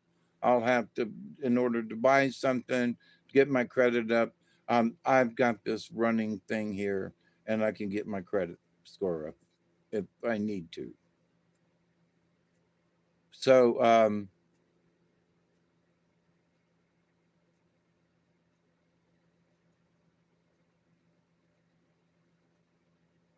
there are other things that you can plan on, that you can keep an eye on. Like, how are your tires doing? Well, I don't know. They're doing pretty good. Well, okay. How many miles you putting on your tires? Well, are you squealing your tires? Are your tires out of balance? Or are they is your car or your vehicle, are the wheels aligned? Are they wearing right correctly? If you've had work done, I've got some friends of mine who own a Nissan Pathfinder or something anyway. They're on their third set of tires. And they were like, oh, well, we ride the roads pretty good. Well, when you bought the vehicle, you had X amount of miles on it, and which was like over 50,000. And now they don't have 200,000 miles. So they're buying tires every 50,000 miles. What? Oh, well, yeah, tires these days don't last as long as they did back in the day. Well, bullshit. Then whatever tires they're putting on your vehicle, you need to do a little bit of research, and maybe you should not buy their tires. Maybe you should buy a Firestone, or maybe you should buy a Goodyear, or maybe you should buy a somebody else kind of tire that's not going to wear out at 45,000 miles. You're kidding, right? Your tires are at 45, 50,000 miles, they're wore out. Something's wrong. Tires should last longer than that. Maybe you're driving wrong. Maybe there's something you can. That's the kind of chaos you can help. And so, there are other things that I'm like, I can't believe some of this stuff, you know? And so, but there are things that have changed over the years. And I know because I worked in the tire business, recapping and so forth. Um, I was a mold man. In other words, there's a mold that the tire goes into after the beads and everything have been put on it. It goes into a mold to put the tread into the rubber. And so there is this inside thing that goes into the tire to hold it open, to hold it against the steel mold that makes the tire look like a tire. And so then that clamps down, and then the mold shuts down, and then it cooks. It cooks the rubber for so many minutes, and then it's about 45 minutes to a little over an hour. You don't want to overcook them. And if you undercook them, the rubber will just come off. So you have to cook them right at the right temperatures. So all the molds are set at the temperature. And once they close, that takes them a few minutes to get the tire up to temperature. But then it's got to sit there and cook that rubber onto that tire. And then when it's done cooking, then you go back in and you undo this thing in the middle of the tire, because it's been holding the tire against the mold that gives you the treads in your tire. So then you go in and undo it to take it out, and then you take the tire out of the mold. And now it's got all the tread markings on it. So, but there are different types of tires. And if you've ever watched a NASCAR, They've got the some of the tires that got red markings on it, and some of them got white or some or black or whatever. And that's the softness of the rubber that's in the tire. So they talk about how, there are little beadlets on the racetrack, on certain racetracks, and they collect, and that you can slide on those and have a bad accident. And that's because these little beadlets come off the tires when they go around the corners, and the rubber comes off and it ends up in little beadlets. Fascinating. Well, and I can't remember which it is, but if the red tires are either softer or harder, I can't remember. So, but you can put the softers on, and depending on the conditions of the asphalt. So the same holds true with tires that you buy for your regular vehicles. So that some tires are sold as passenger tires, and that the rubber is softer to give a softer ride to the vehicle. That's great, except that softer ride comes at a price. Those tires are only going to last you 45,000 miles. Where if you go with this other type of tire, still looks nice, it's still factory, whatever, but it's made of a different compound and it's harder. Oh, but it's a little harder ride. Okay, but the tires will last 75,000 miles each. It's like, what? So that's almost twice as much if you change the compound of the tire. So whatever Nissan is selling them, and I told him, I said, I know this about tires. You need to check their designation because each tire has a certain designation, the letters on the side, and it tells you what kind it is, what make and model it is, and find out whether or not that's a soft tire or a hard tire. Get a harder tire because those ain't working for you, bud. So, but people don't listen to me anymore. So, but to that point, there are things about tires, there are things about this and that. So, if people do a little bit of homework instead of just assume, you know, well, you're going to put the same damn tire on there and it's going to last me 45,000 miles. Well, shit, I'm going to have to replace tires next year because that's how much I put on a vehicle in 1 year is about 45,000 miles. Son of a bitch, I'm going to have a new set of tires. Well, I'm going to have to budget for that. And it's going to cost me $125 a tire. That's 400, that's $500. Holy crap. And then there's mountain and balance and then holy crap. So, you got to plan on them things. Got to look ahead.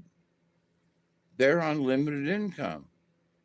Did you look ahead the last time I told you to look into tires? No. Did you wonder why? But now you gotta buy tires. And I looked at him. I was like, ain't that bad? I'd drive them. I'd drive them for a little while longer. Why are you getting them now? Well, they're gonna go, and I should get them now. Do you have the money now? No. Then why do you insist that you get tires now if you can't afford them now? Well, I should get them now before the tires get any worse. You should drive them tires a little while longer. They got another 10,000 miles on them. You need to wait. And you need to save up your money. And you need to save your mileage if you can. Quit running back and forth to Thomasville, you know, because your granddaughter needs you for 20 minutes, in a day. Stop that kind of stuff. You got to tell them, no, I can't do this. I'm your grandma. I can't afford this, you know. So, and the more you make folks like that dependent. So where you are driving these abnormal amounts of miles, cut your mileage down. You can do that. Tell people no. Well, they can't get a ride otherwise. They live in town, it's they could get an Uber, go to the other side of town. You know, you're driving 45 miles one way to go take them 5 miles to their appointment and 5 miles back. So 10 miles, and then you got another 35-mile trip to go back home. That's insanity. Now, I got to say that, they came and took me to doctor's appointments when I needed a ride, but I always paid them for the rides that I got.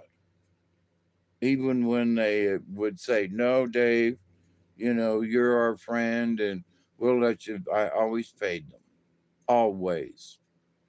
At least $20. It always paid them, you know.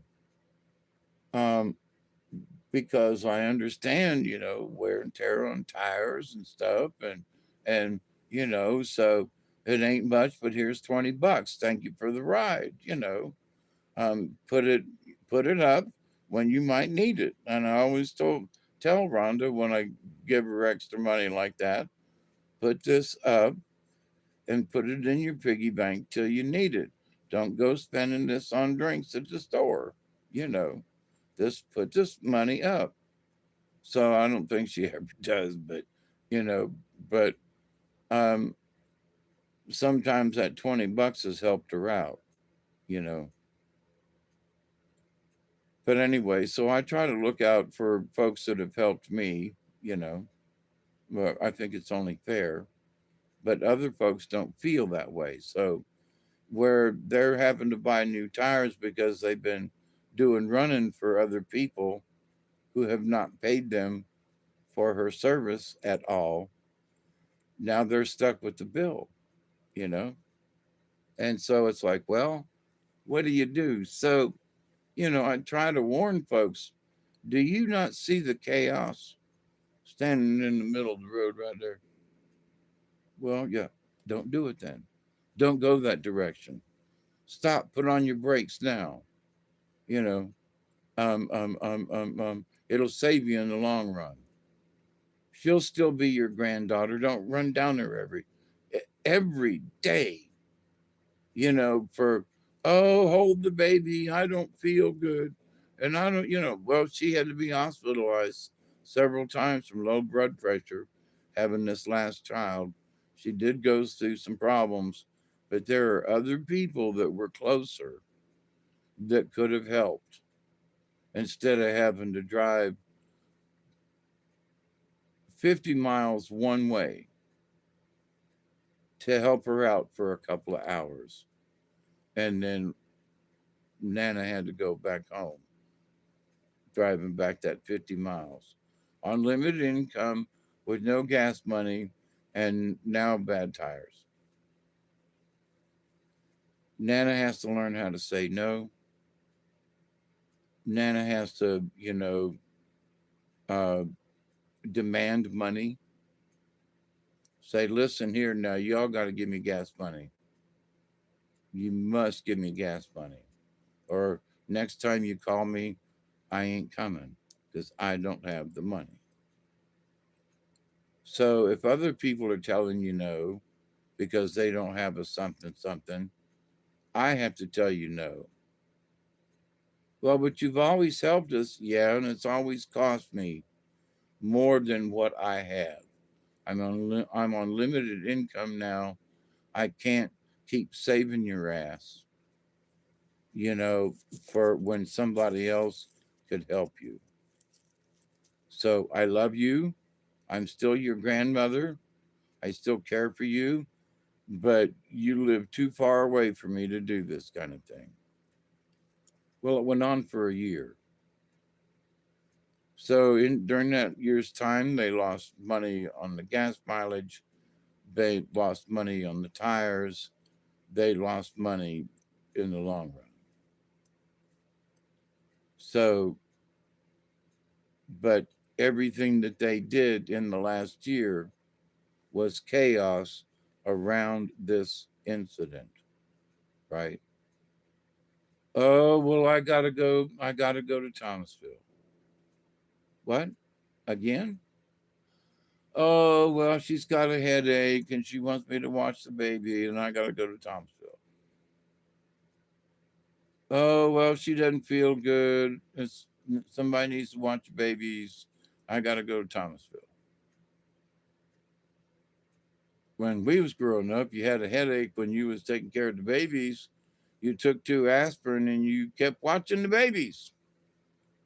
So Nana was being over whatever and would drive 50 miles one way to, coddle the baby for a couple of hours so, she could, you know, take aspirin and lay down in the bed for a couple of hours and then come back out. Nana be cooked supper, got it started and everything and taking care of three youngins instead of just one. There's two older and now the baby and Nana's taking care of all of them and she's not getting paid, nor is she getting gas money or money to put up for tires because of the extra mileage and all of those things. So, people will take advantage of you, but sometimes that chaos, you can avoid it by saying no. Maybe tomorrow or the next day. Make up an excuse. I've got an appointment. I can't come now. Instead of saying, I'll be there in a little bit or I'll cancel my doctor's appointment and I'll go in later this week or, to go down there to hold her baby. Not that it wasn't a bad thing now, but it was the distance and the mileage. And the other grandma was only 10 miles away instead of 50. But they couldn't be bothered to drive 10 miles to help out their daughter in law.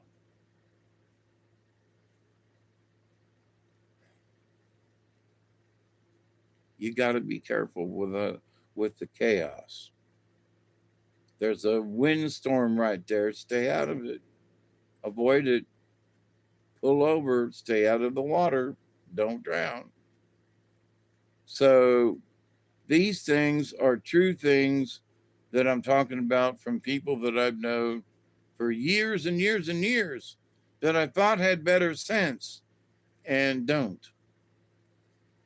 So they somehow old age has turned them into a dumbass. It's like, why do you keep doing this? It keeps getting you further behind. You got to stop doing this stuff. So, but anyway, that's the way it is. Um,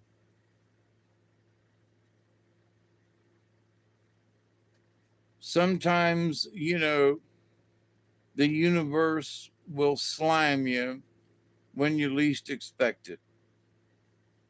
And you're going to have to just wade through it, get it off you best you can, and get to the other side.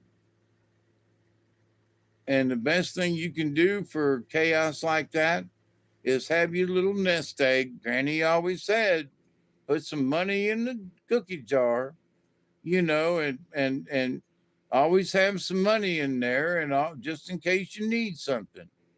And all the old timers always put money in the mason jar or the cookie jar or something.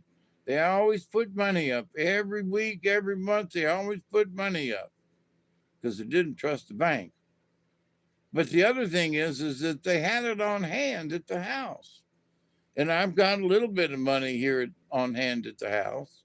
And I've learned from that, it's best to have $50 or $75 in cash, especially at the end of the month. Got to buy some dog food for Duggar and got to get one or two things. And you need a little bit of extra cash at the end of the month because you run short.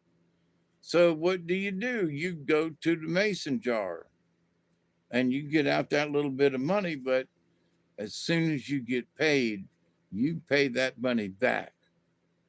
If I take $15 out of the mason jar, as soon as I get paid, I put that $15 back. That was a loan. I loaned that $15 to myself until I get my paycheck. Paycheck come, I pay that mason jar back. First thing, $15 goes back in that jar, and another five for interest. So $20 goes back in when I borrowed 15.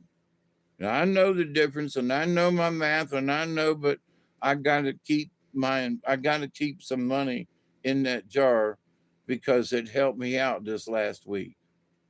And now I feel so good. I'm gonna put that 15 back, and I'm gonna add another five because I might need. I can get that five out if I need it later on this week if I need it. But I'm gonna put an extra five in there for, and if I don't need it this week, that'll be an extra five in there for the next week and the next week. And my little nest egg's gonna grow. That's how you do it. But people these days, they rely on Chime and they rely on Dave. Well, you can get $50 while you're standing in the line at the supermarket. And I don't like these. I'm gonna cheat. I'm gonna keep the cheese puffs, but I'm gonna get rid of the broccoli. You know the commercial I'm talking about.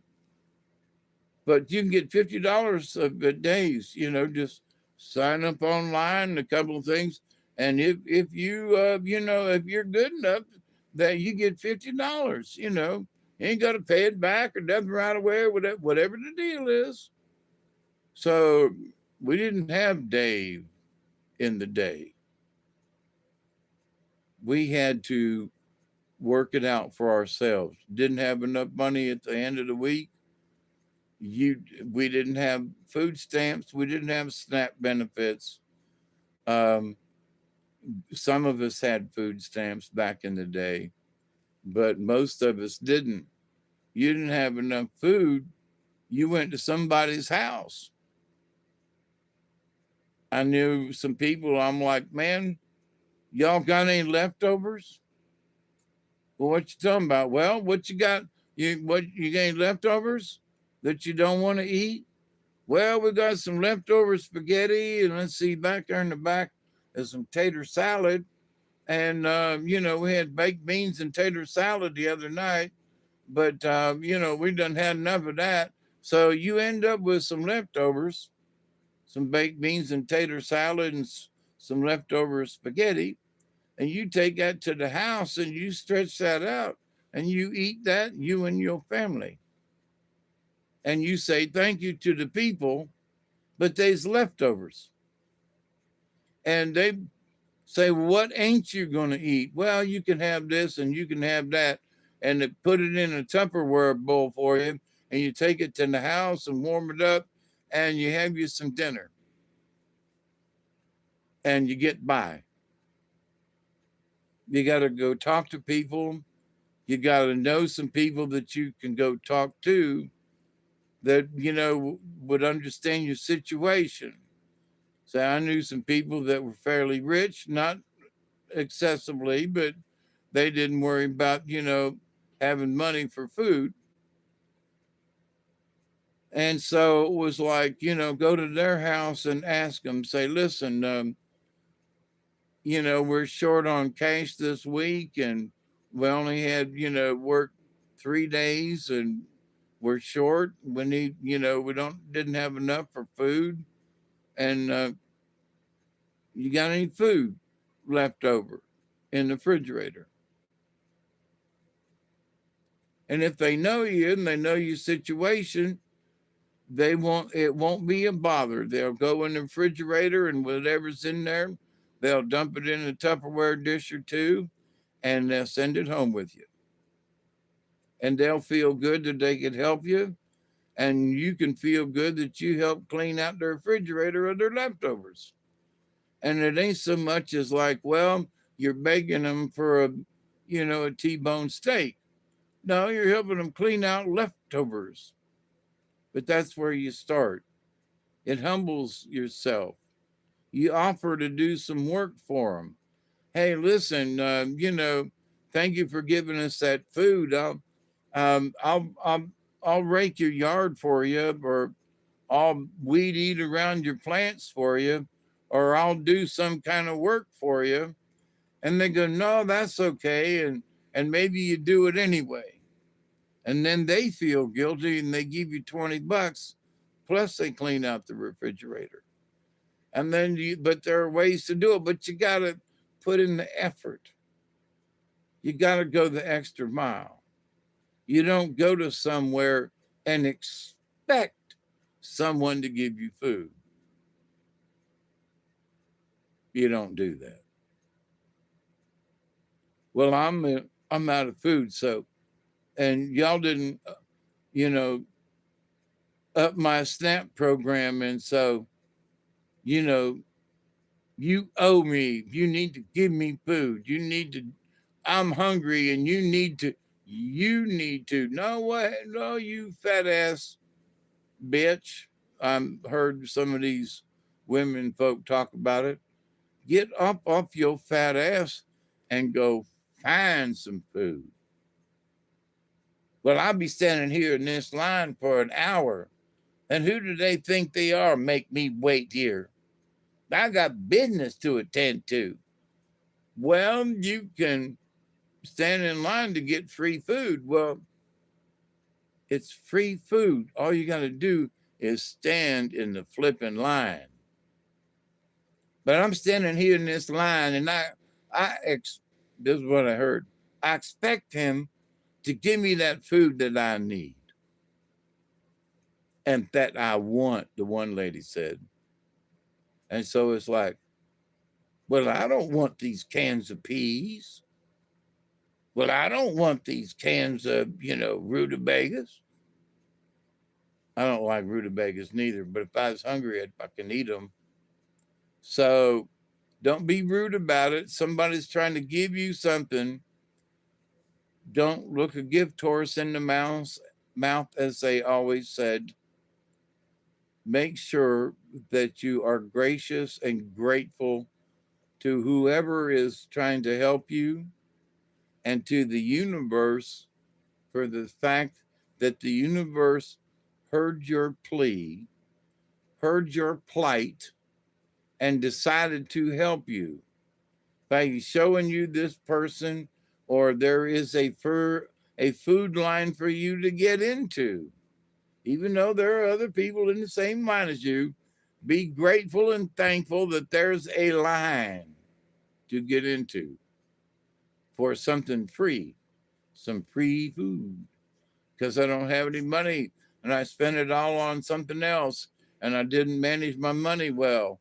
And I didn't heed the warnings of people who said, you know, once a week, always take a little bit, always put a little something aside.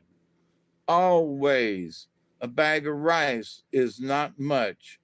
Some noodles, they don't cost much. Put some in. If you got some noodles, you can make you up some gravy, and you can have noodles and gravy, and maybe find little scraps there, something else to go along with it. Man, that's a meal right there. And if you got a piece of cheese, you know, to mix in with that, macaroni, or whatever. But that's all you need. That'll get you by. Make you some gravy or some rice, and you can do the same thing. It may not be the best thing, but that's what we ate. That's what got us by when we was poor.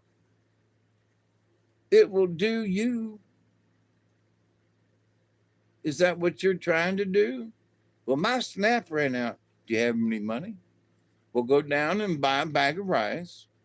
Go down and buy some gravy mix, which are, you buy them in the packs, go down and buy some gravy mix. Go get maybe a box or two of noodles if they ain't real much. So for $10, you could buy some rice, buy some gravy mix, and buy some noodles, you know, and take that to the house, and you could whip up something to eat. Borrow $10 from Dave, you know. And if you're careful and if you're good at it, you can stretch that macaroni and whatever, depending on how many people you're trying to feed. But if it's you and somebody else, you can stretch that into a meal for today and a meal for tomorrow too, if you hungry. But that's not what I want. I want something else. Well, I wanted something else back in the day too. But sometimes rice and gravy was all we had, and we was damn grateful that we had it. Then we didn't have that wasn't on food stamps. We ran out of money, and that's all we had money for was some rice and gravy. And I mean for weeks, rice and gravy, till we got saved up and got things paid off. And then there was rice and gravy for 2 or 3 days out of the week. But then we could have some hamburger meat, and then we could have something to go with that rice and gravy. And, um, and then we got some mashed potatoes and gravy. Um, but we always had some gravy, it seemed like. Maybe that's why I like gravy so much these days still. But to my point, so chaos is all around, hunger strike is everywhere, but is it really? Or is it that these people don't know how to maintain and don't know how to cook and don't know how to get by on a starvation diet with just some rice and gravy or some beans or something? You can get by. Have these folks tried that? Me and some other folks were discussing it. And it might be that this time, with this stuff going on, that there is a hard lesson to be learned by some folks. And it's like, if your SNAP runs out, what you going to do? What if that SNAP ain't available? Period. What if the government, gets shut down? What are you going to do? How are you going to buy? How are you going to eat with what you got? How are you going to survive? Well, the government, it didn't do it. And them Democrats and Republicans, them Republicans, they just won't come off of what, the Democrats want. And we need to, man, well, listen here, them Democrats can sign this in the morning if they want to, but they don't want to. That's the thing. The Democrats want to see Americans suffer. Chuck Schumer is he likes to see people suffer so that he can grandstand. Tell these people to cut their shit out and go to, and, the party's over. Election was yesterday. I forgot to go to the thing. Oops. But so now what do we do? So the Democrats need to go in tomorrow and sign the bill and stop this mess and put things back on track. But so that the big scare will be over then, right? But people should learn from this big scare in that, so government goes back to normal tomorrow or the next day. Did anybody learn any lessons out of this mess? Did you, that big fat white woman who's bitching about her EBT card, did she learn anything? She didn't have to spend everything on that card. That card will go into this month. It's just that this month won't be added to the card, but the card can still have money on it. So did they plan on saving back some of that? Not spend the EBT all the way down? Well, I got $100 left on my. I've done this myself now. So I got $100 left on my card. Let's go buy something at the store. And we'd go down and we'd go buy something at the store. Now it was food, but we might end up buying some some a jelly roll, or maybe some pineapple upside down cake from the deli, or go buy some Gouda cheese or something that's a little bit expensive and we might not normally buy, or we'd splurge a little bit and buy some food, especially the Gouda cheese that I like so much. And but we spent the EBT card, got $100 left. Well, you buy $15 worth of cheese. That's on, and then you buy some of this and that. There goes that $100, but you ate well. And you and somebody else's would sit down, and you had enough money to buy a cheap bottle of wine. So you had some wine, you had some Italian bread, you had some good Gouda cheese. You had a little something else on the side, and it was just it was wonderful.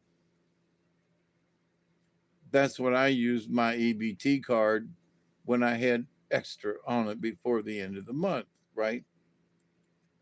So, but nowadays I would still, make sure that there was food in the cupboard before I splurged on anything.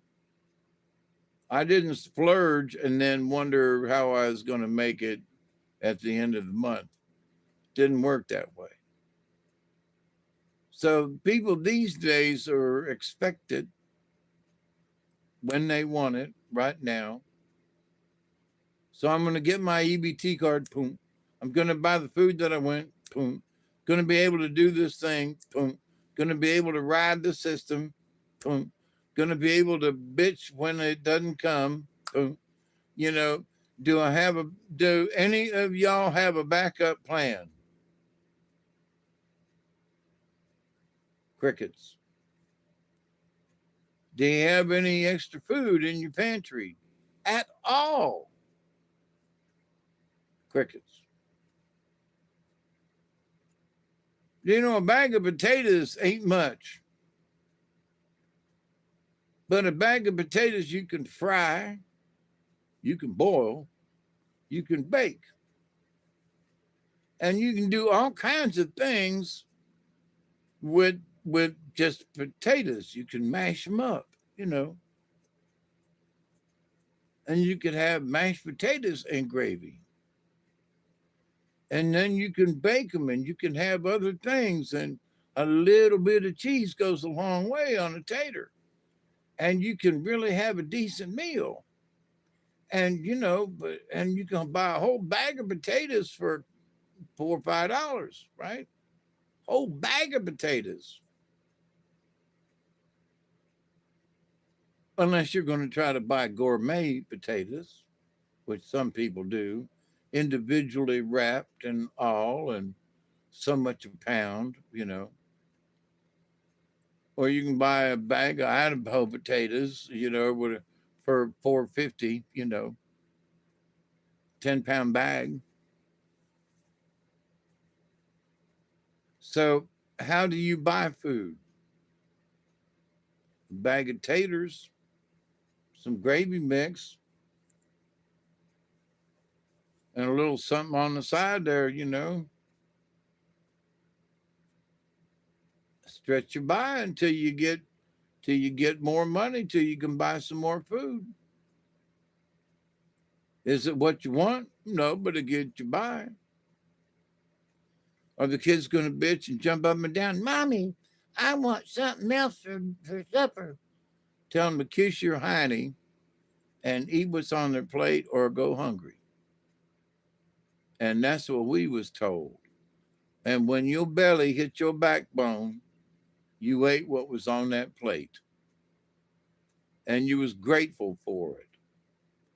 These days, I don't think I don't think a lot, even the older folks, some of the, you hear some of these whiny pods on, that give themselves, podcasts and stuff. Um, they're whining about this and that and this and that. And it's like, oh my God, you have never had to want for anything in your life. You think you've been hungry. Oh, well, I only got supper today to eat. So one day you didn't get a breakfast. Well, I had a croissant. Okay. So you did get something for breakfast. Yeah, but I didn't have my bacon and scrambled eggs and toast, and juice. Okay, but you had a croissant. Yeah. And for lunch I had a tuna fish salad sandwich. Yeah. And well, that was all. And then I had meatloaf for supper. And that's all I had. It sounds like a decent day, you had a croissant for breakfast. It's not a lot, but it gave you something. You had, tuna fish salad for for lunch. It was you only had one sandwich, but you had it. And then for supper you had meatloaf. What? And mashed potatoes and gravy? Yeah, okay. So that sounds like a pretty decent supper. What are you complaining about? They're complaining because for some reason there's something missing, or that someone told them that meatloaf was for poor people.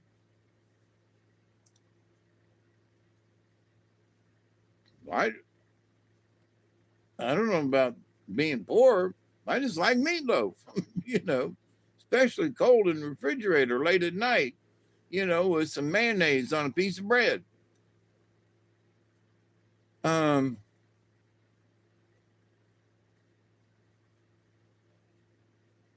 so people's thought patterns these days are nowhere near what survival mode they should be in. And that they should plan on certain things, whether they happen or not. Have a little money stashed away, have a little bit of, I've got extra motor oil. When I had the extra money, I'd buy a can of motor oil. Do you need it? No, but buy a can of motor oil. Well, come to find out, I was using a certain weight of oil in my Mazda, but the new vehicles, they're using a 15 to 20 weight. A 20 weight will not work in my vehicle that was made for a 30 weight.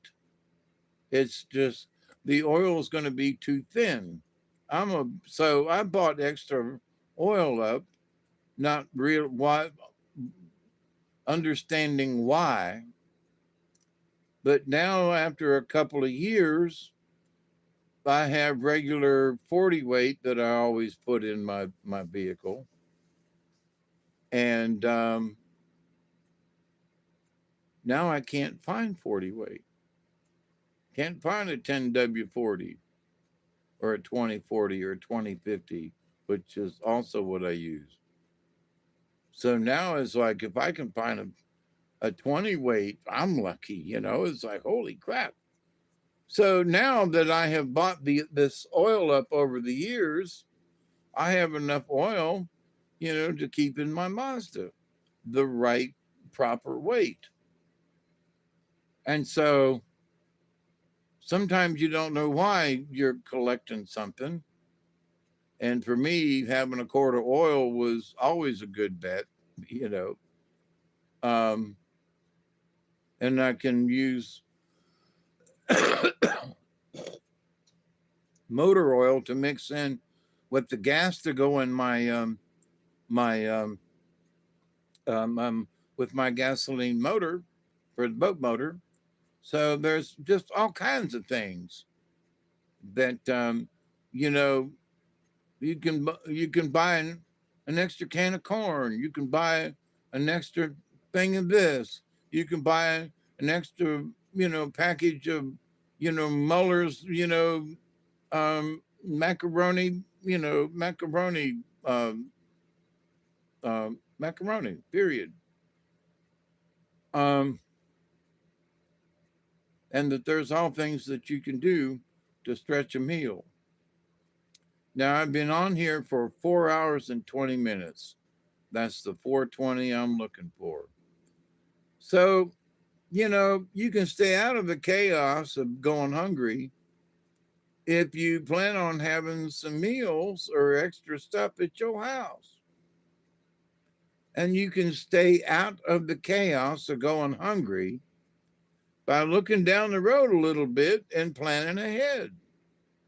Now, the government's giving you EBT cards, or SNAP benefits or whatever it is, and you can buy food with the use of a card, then I would suggest you use that card and buy up some stuff that you can stretch your meals. Because in this day and age, with all the other chaos going on, plan ahead. Look in the future and see what's coming. You can see stuff coming, except when you get slimed, you know. But so that's why you have that extra money in the jar at the house. That's why you always put a little bit back.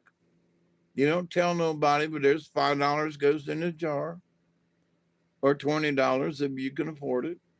And that, that's the holdout money that the carnies used to have all the time. So there is that. Have your mason jar. Have, your station money under the mattress. Have whatever, the cookie jar, whatever it is. Have a little stash of money. Have a little stash of extra food. Buy an extra can of something every week. And over the course of 2 months, you're going to have a nice little nest egg of some extra food, especially if you're careful with what you buy. Say you spend $5 on a couple extra cans of something and some macaroni, right? Or some Uncle Ben's, so some rice or something, right? So you spend that money right, that extra $5 for food, right? You don't spend it on no chips or nothing like that. So by spending your money wisely on food, at the end of the month, the government says, wait a minute, you're going to have to wait. You're going to say, okay, I got some extra macaroni. I got some extra this. I got some taters, left over, and we got food. We're good.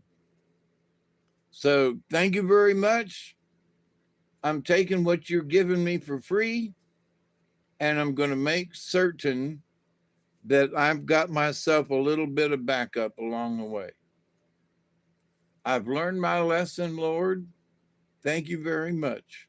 I thank you to the universe for the opportunity to speak my piece. I thank you to YouTube for the opportunity to do 4 hours and 23 minutes um, with only having been reconnected 3 times. So I love you all, especially for anybody who made it this far. I love you all. I do. And I continue to pray that each and every day, that each and every one of you will continue to learn how to accept and receive the knowledge, the healing, the wisdom, and the many blessings from the universe. And as always, keep an eye on the chaos and stay the hell out of it. Avoid bad traffic. Avoid high water. Avoid rowdy discussions about the ballroom, you know, jump on them Democrats though for being, wussies and for not signing the bill, you know, they're a bunch of wussies, pussies. John Ossoff in the state of Georgia, and the black gentleman, Warnock. The two of them Democrats, both of them wussies for the state of Georgia. Shame on them. But with that said, I continue to pray that each and every day, that each and every one of you will continue to learn how to accept and receive the knowledge, the healing, the wisdom, and the many blessings from the universe. Accept a little bit of wisdom. You know, slack off on something that you might have spent too much money on. Well, I really like this brand and I'm going to get this. And I don't care what you said, but it's 3 times as much as this brand over here. Save a couple of pennies, buy you some cheese, but not that $20 brick of Gouda. Buy a $5 brick of some other kind of cheese. Um, you know, be careful because overspending, overshooting your budget creates your own chaos. Stay out of it. Stay out of it. Don't do it. You don't need that new cell phone if your one you got works. But there's a crack on the screen. Does your cell phone work? Yeah. Do you have any problems with it? No. But the screen's cracked. I know, but does it work? Yeah. Does anything go wrong? No. It still looks okay and you can still watch stuff? Yeah. You don't need a new cell phone. But the new iPhone such and such, do you have $1,000? No. Well, such and such is going to give it to me free. Nothing is for free. Cheers, my friend.